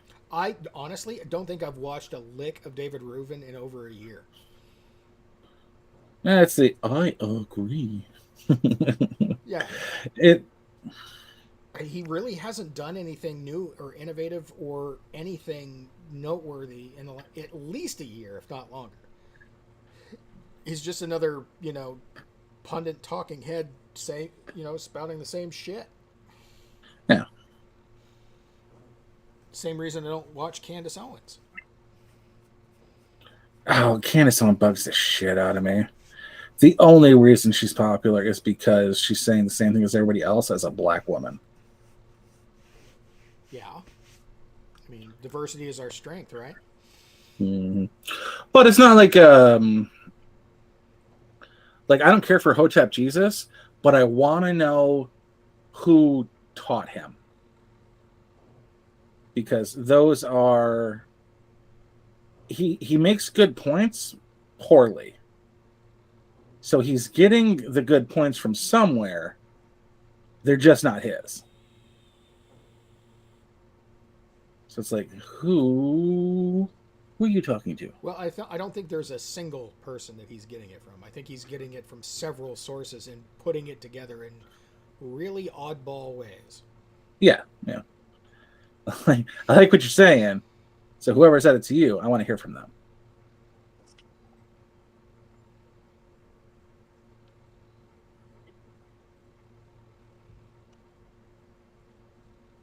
It'll be interesting to see how this Connecticut lawsuit for Alex Jones plays out.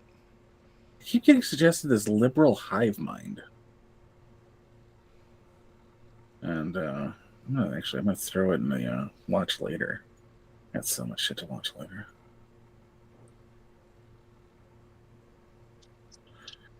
Oh, poor baby looks like you, Garrick. Now Hey. it's a sad.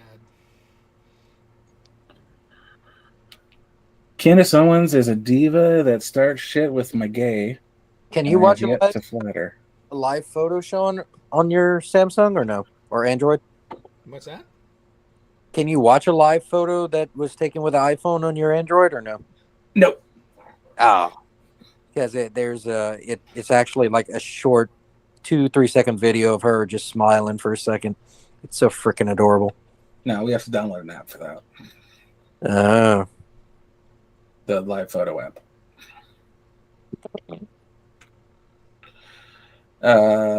Yeah, the whole social autopsy thing. If I had to pick somebody as a grifter, Candace Owens is my second choice. Who's Mhm. first? Hunter Avalon. He's I haven't seen him in years, but he never put together the words he was saying with the ideas behind the words.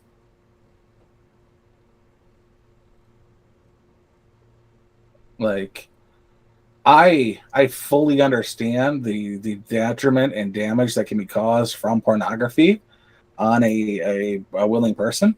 However, I want to see boobies in my B-rated horror movies. That's not pornography. I get the separation of those two things. But if you're going to claim all boobies are bad, you need to back that up with something other than pornography is bad, because pornography and nudity are two different things.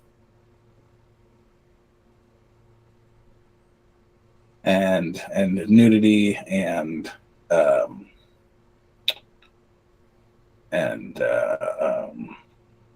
perversion are also different things. And Hunter never makes distinctions. He's just a bit of a retard. He is the number one grifter, and I'm glad I don't see him anymore. Followed by Candace Owens and her bullshit, because she first tried it with the left wing. It didn't work out for her, and then she tried it with the right wing. And I don't see the solid stance that she has against it. Like, she clearly got nailed to the floor on every stance she had as a lefty. I was like, well, shit, this right stuff makes more sense because it's logical.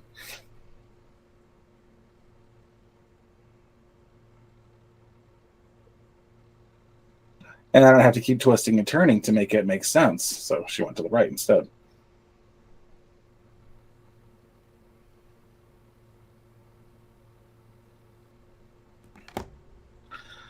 Nudity good, but still exploitation, says Steven Suarez. What is or is not exploitation and exploitative when you are Angelina Jolie You flicked too hard, damn it. At 18 years old, huh? You flicked too hard, damn it.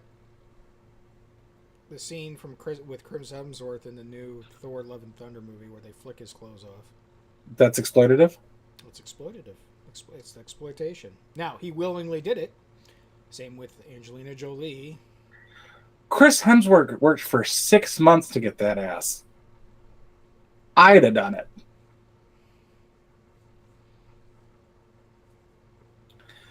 I'd have done it knowing that I was going to do it with every squat I did for 6 fucking months. But you're beautiful, you're young, you look great naked.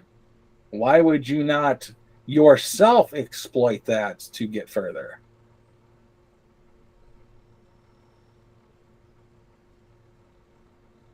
And besides that, fuck Angelina Jolie, who her first role was a starring role in Cyborg 2. opposite Jack Palance and Elijah Cotes. Cotes. Starring role right out the gate, 19 years old. So yeah, it involved nudity, and for a decade, she was one of the highest paid female actresses in the industry. So who was actually being exploited? The industry or her? Yes. Exactly. Now there's Melinda Clark, who is a different story. She was young and she did a nude scene where she was making love in Return of the Living Dead 3, and it was a closed set. Only people who needed to be there were on set, and apparently the entirety of craft services and every other motherfucker in the building had to be there. That's a little different.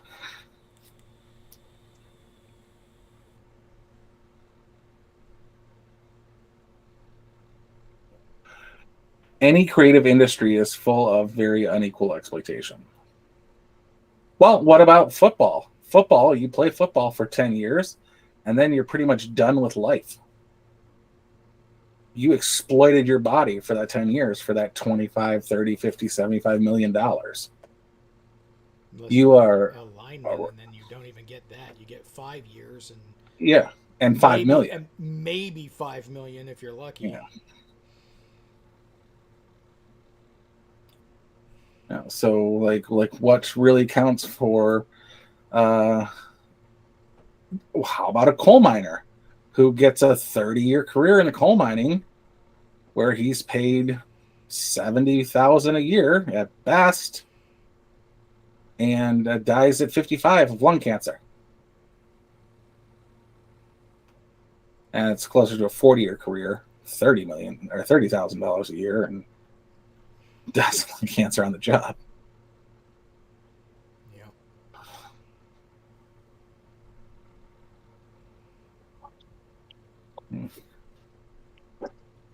Melinda Clark, or not Melinda Clark. We just talked about Melinda Clark.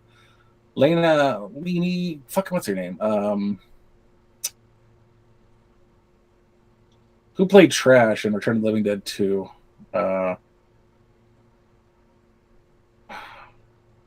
That's some esoteric knowledge that I'm not going to have on hand. I cannot think of her name. She's a Scream Queen. She's one of the original Scream Queens. Linnea Quigley. Thank you, Linnea Quigley. She was in a movie called Night of the Demons. And, well, first off, she gets naked, no problem. There's actually a funny story about her in Return of the Living Dead 2. She does this. She's in a graveyard. And she's a punk rock chick. And she, thank you, Steven. Steven knew it, too. I knew he would know it because we talk about her all the time. But she did a strip dance, and the producers were on set, and they're like, "Yeah, that bush is really points out the vagina. Maybe we could shave it off and not have that arrow pointing directly at her crotch." Reset, shoot the next day, shaved bare, and it's like, huh? Who would have thought that bush was covering her entire vagina? You dumbass. So the shaved vagina was no better than the hairy vagina, so they had to reshoot it a third day with I don't want to call it a rug, but I'm going to call it a rug. A merkin. Whatever you call it. A merkin. Yeah, a crotch rug. For the censors, and finally went through. Anyway, Linnea Quigley, was filming Night of the Demons, and she does this weird. She gets naked because that's her thing, and she was on set for one day of A Nightmare on Elm Street, and they're like, "Hey, you want to get naked in this film?" She's like, "Yeah." So she was a soul underneath the skin of Freddy, and just pushing her titties up against latex. Anyway, she draws on her chest, her boobs, with lipstick. And then she shoves the entire thing of lipstick into her nipple, which required prosthetics or prosthesis. she ended up marrying the prosthetics guy, the special effects guy who was doing her body molding and her casting for prosthesis. They fell in love and they got married. Okay. So that's exploitative, but she also got married out of it. So who was really exploiting whom? Again, yes. Question for the ages. The answer is yes. And so what really constitutes exploitation if you're Have you what's seen that? Black Dynamite? I love you like that, right? All right. Do you know who Jessica Vaughn is? Name rings a bell. What have I seen her in? My Dreams, mostly. She's just a beautiful girl. She's on the right. She usually talks about crypto.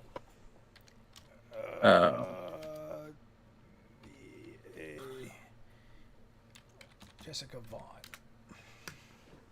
V is spelled the stupid way. VAUGHN. Not A-N, it's G. Vaughn. VAU. There's H, probably a G. That makes sense. Let's see. VAUGHN. Okay, yes. Mm-hmm. Gorgeous and gets naked for funsies. You know, she is completely in charge of her modeling career because her friend's the photographer, and she does the modeling.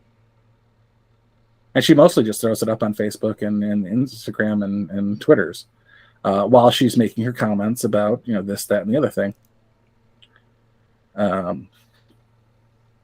Is that exploitation, or is she just gorgeous and you want to look at her?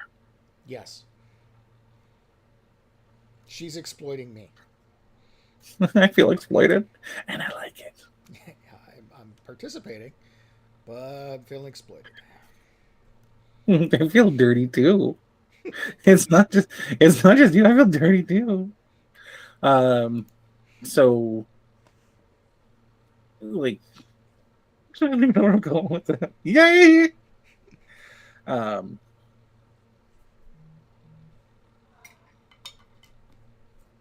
Yeah, just some funky stuff. Hey, have you seen the new season of The Rookie?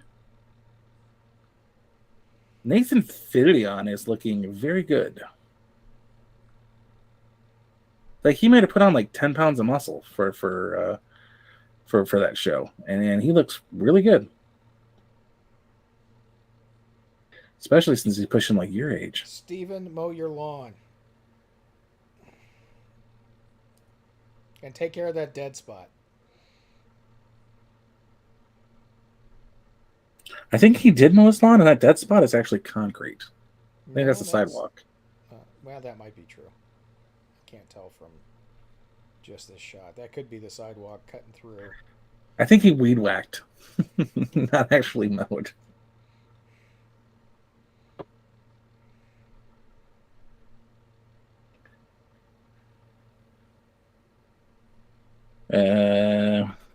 Vampirella, Elmira, Jamie, fucking Jamie. Oh, there's your little buddy. Wait, no, that's not your little buddy. That's not a clown. That's a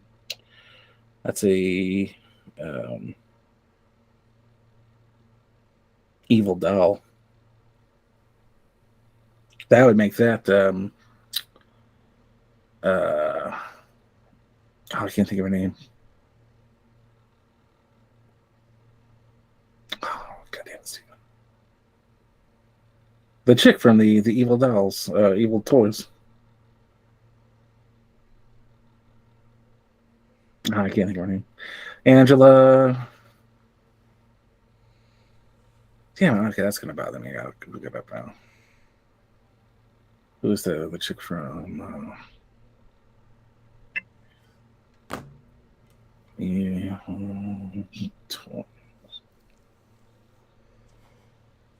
Oh, either way, that's an improvement. Last time I saw Steven's front yard, it was just dirt.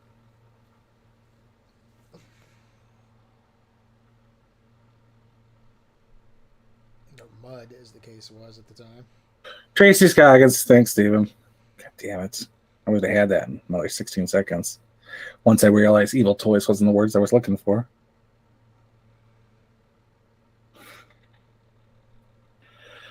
Then from the other end, we got What's Her Fuck from Dawn of Dusk Till Dawn.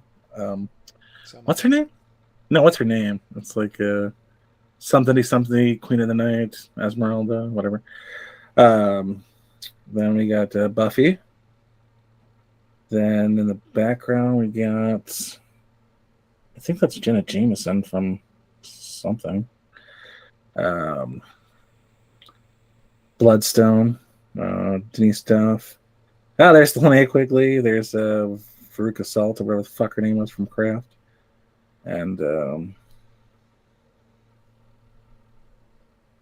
I don't know who Nipples McGee is. Blonde.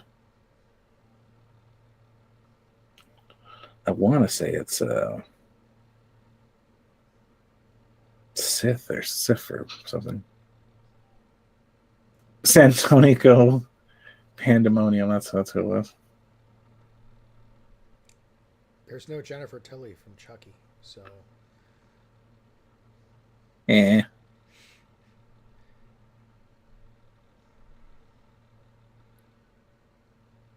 My favorite part of Zombie Strippers is the Tito Ortiz cameo.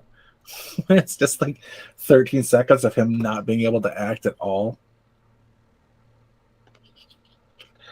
Who's It is Syl. It is Syl from that outfit just threw me the fuck off.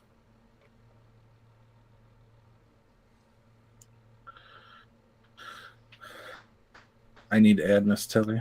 There you go. And there's no Xena in there either. No Lucy Lawless. What the hell? Well, this is horror related. Well, you know, at least Xena was bloody. I mean, that's close, right? And no. He's got New Year's to do still, and St. Patrick's Day.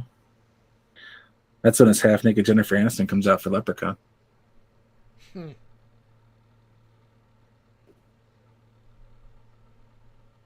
Meet Jennifer. Why am I drawing a blank? Did I not say Jennifer Aniston? Jennifer Connelly from Labyrinth.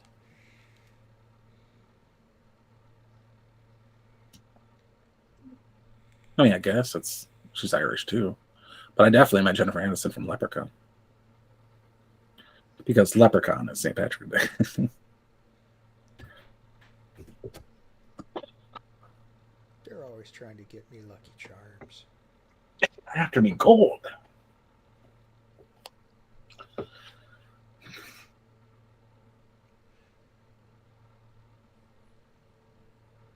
Yeah, it's a pretty good run of bitches.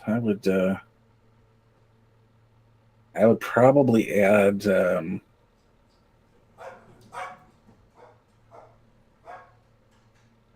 would I add? I would add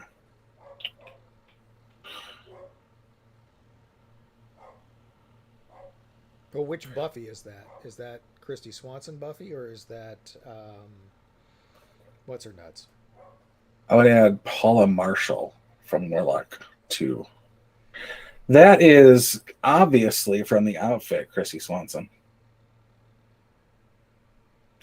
The Superior Buffy. The Superior Buffy, yes.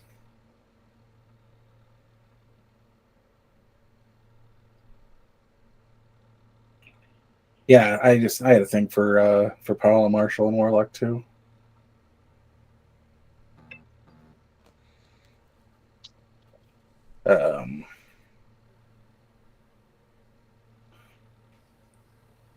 But there's not a lot of pictures. That's disappointing. Budget $3 million for Warlock 2, and it box office made $3.9 million. Oof, that's close.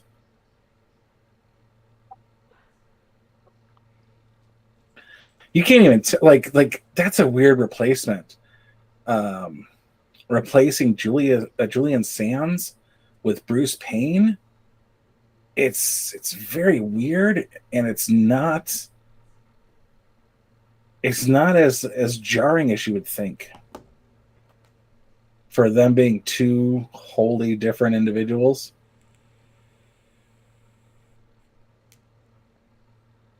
It's like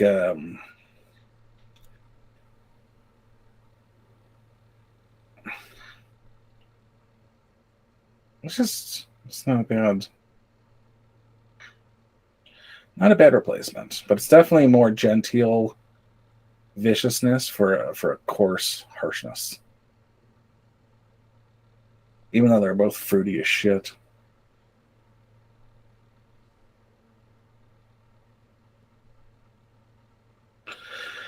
Yeah, I suppose that is the issue.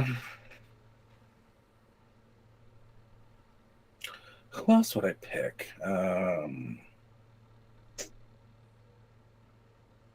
Maybe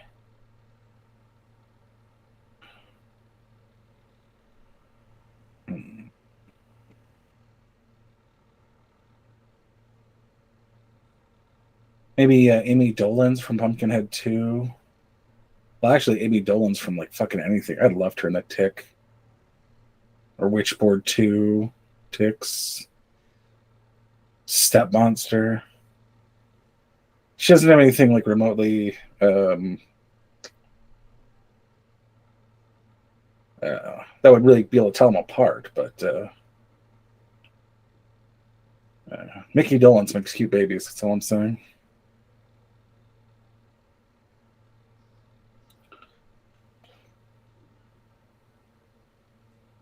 Speaking of, Pumpkinhead 2's got the guy from... still alive? What? Yeah.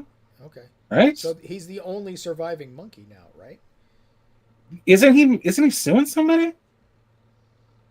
I don't know. Yeah, I'm pretty sure Mickey Dolenz is alive and suing. And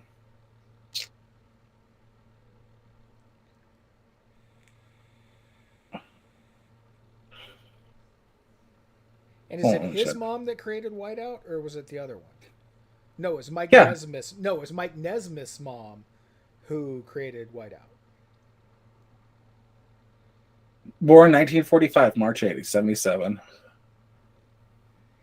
I'm looking for anything about the lawsuit. Would be Monkeys. Mickey Dolenz would like a word with the FBI. Mickey Dolenz is suing the FBI after they failed to hand over the Monkeys FBI file. I guess he's writing a book. Speaking of which you get to do as the last surviving member of something. Speaking of my entire FBI and rich Californians, Libby Emmons, who just put out an article on the Post Millennial about the FBI fabricating evidence for a search warrant. Oh, the Beverly Hills. Yeah, for that third party post office, or what do they call that? The safety deposit box. Yeah, safety deposit box. Wasn't it like 83 million? Something like that. It was some obscene amount of money. That's weird. Straight up stole a bunch of people's shit. Mm-hmm. Oh, this is evidence. Yeah, sure it is. Evidence of my retirement.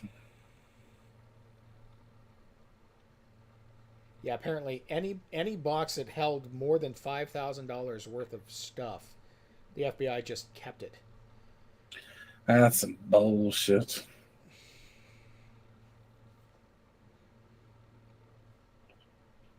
Oh, Felicity Waterman from Thunder in Paradise. Thunder in Paradise made me want a boat so bad. Was that the bad Hulk Hogan show? I'd answer that if I was still talking to you. But after that statement. 2 seasons of Miami Vice wannabe with Hulk Hogan. Holy shit, sir. You hurt my feelings. There's a full-length feature film as well. And technically it was only 1 season.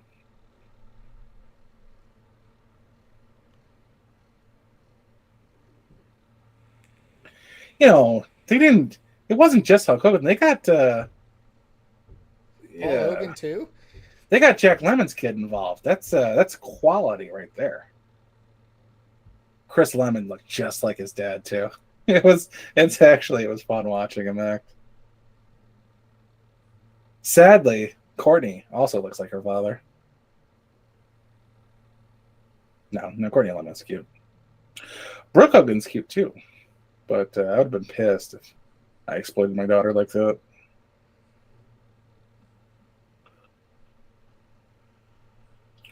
But I think the movie had Carol Alt as a more starring role, as opposed to. How can you talk shit about fucking Thunder in Paradise? Because I didn't enjoy it. It was awesome. That boat was awesome. It was no Airwolf, sir. That a lot is Airwolf, and fuck Jan Michael Vincent.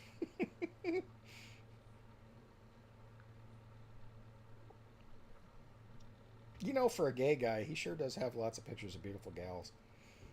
He's gay? I'm talking about Steven.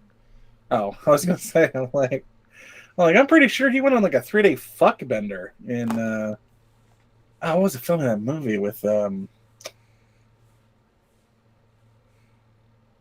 he shit the bed on some movie with Arlie Ermy, and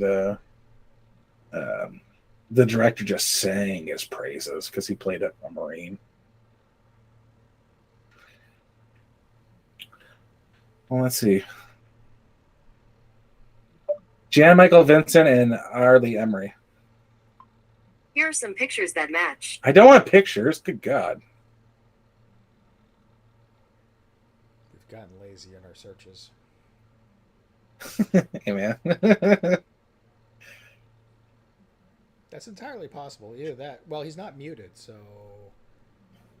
he could have unplugged the mic. Might be talking to his wife. Demon Stone. That's who it was. With Nancy Everhard. That's a porn star name if I ever heard one. Nick Everhard.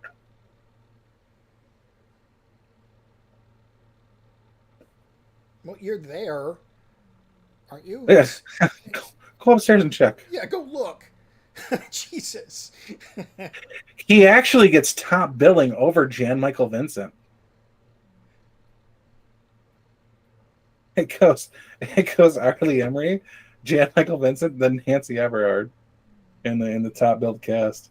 That's probably I'm imagining that's probably what you have to do to get him to sign on. No, this was 1990. It was like his third movie.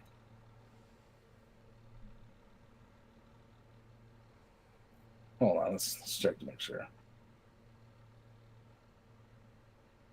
I do love me some Gunny. I even liked History Channel's Mail Call. Mail Call. That shit interesting. Can you believe if you can believe it? Boy, I was wrong. Boys and Company C, 78, Apocalypse Now, 79, Up in the Depths, Purple Heart, Full Metal Jacket, 87, Miami Vice, Siege of Fireburst Gloria, Mississippi Burning, Fletch Lives. I do not remember him in Fletch Lives. What? Now I'm going to have to watch Fletch Lives again. The Fletch movies are Jimmy Lee Farnsworth. China Beach, then Demon Stone. So, he was Mayor Tillman in Mississippi Burning. Is that the Mississippi Burning or a different Mississippi Burning? William Dafoe, Gene Hackman, Brad Dourif. Yeah, it's Mississippi Burning, all right. But yeah, that's far from like he had like two large characters before. I forgot that he was John House. He was Hugh Laurie's dad in 2 episodes of House. Yeah. Not a caring man.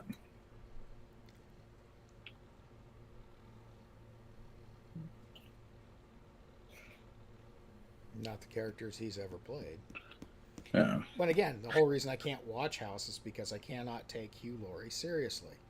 He was also the janitor's dad in Scrubs. Those are the exact same character. Yeah. Who would have thought Arlie Emery could have had two sons?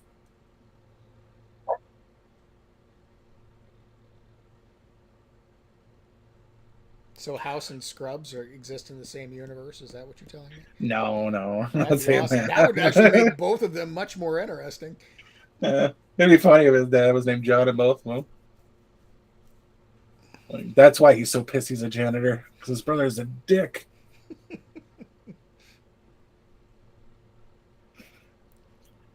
But I know they don't work at the same house. That's for damn sure. He was in Best of the Best 3 as Preacher Brian. And that makes me think he might have been a bad guy.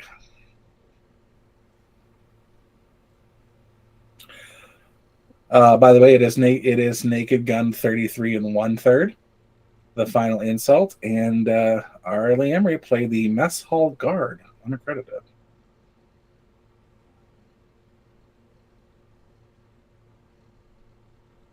You know who else's father he was?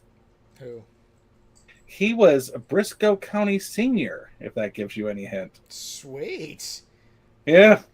Love that show. That's a show that should have not been canceled at all. Yeah. Wow. Fucking Fox. Fucking Fox, man. Don't know a great thing when they have it. I swear to God. He was General Kramer in Toy Soldiers.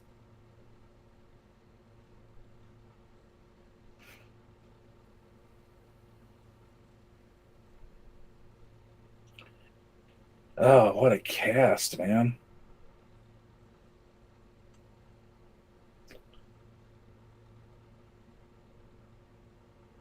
It's got Sean Astin, Will Wheaton, Keith Coogan, Andrew Divoff. Andrew Divoff is quite a character in his own right. He was the Wishmaster, the Jinn in Wishmaster. Arlie Emery is a general. Dean Holm Elliott, who played Marcus for the Indiana Jones, whichever Indiana Jones he was in. Lou Gossett Jr. It's a hell of a cast for a group of troublemaking boys decide to take a stand when terrorists seize control of their boarding school.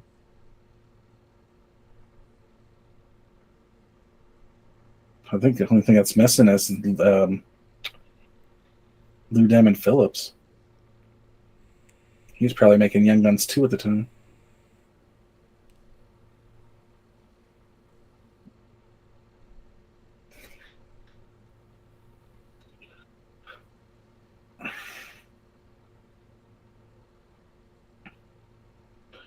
Grossed $15 million on a budget of $10 million. Not the best, but definitely not the worst. Hey, profit is profit. Mm-hmm.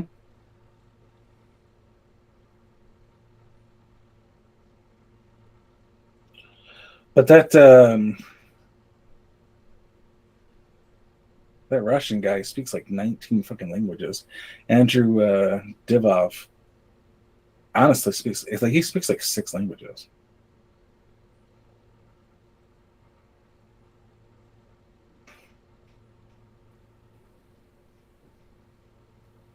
He was a bad guy in Air Force One.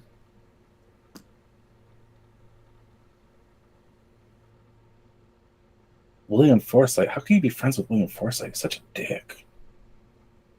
Often plays soldiers, pirates, gangsters, cops, scientists, doctors, and terrorists.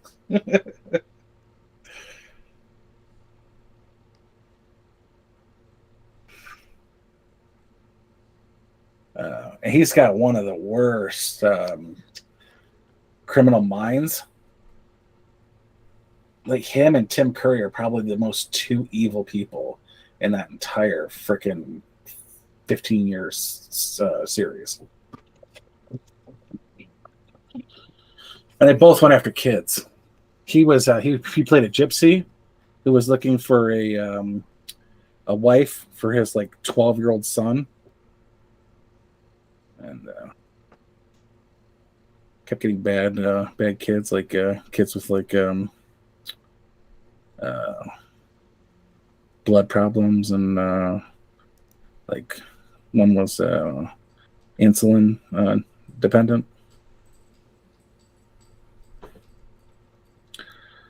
Co-starred twice with Scott Glenn, The Hunt for Red October. I don't remember Scott Glenn in Hunt for Red October. Extreme Justice. Huh. Yeah, interesting guy.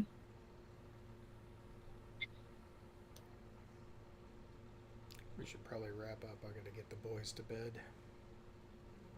Yeah, I have to poop too. Hardy har har. Oh, you weren't. That was a different. That was code. That wasn't code. That was code for me. All right. I have been your host. Sean has been my accomplice. Garrick has been your napper. Is he still here? Napper. I'll kick him. Hold on. And Boot. just remove. There you go. Good night, everybody. Good night, everybody. Mm-hmm.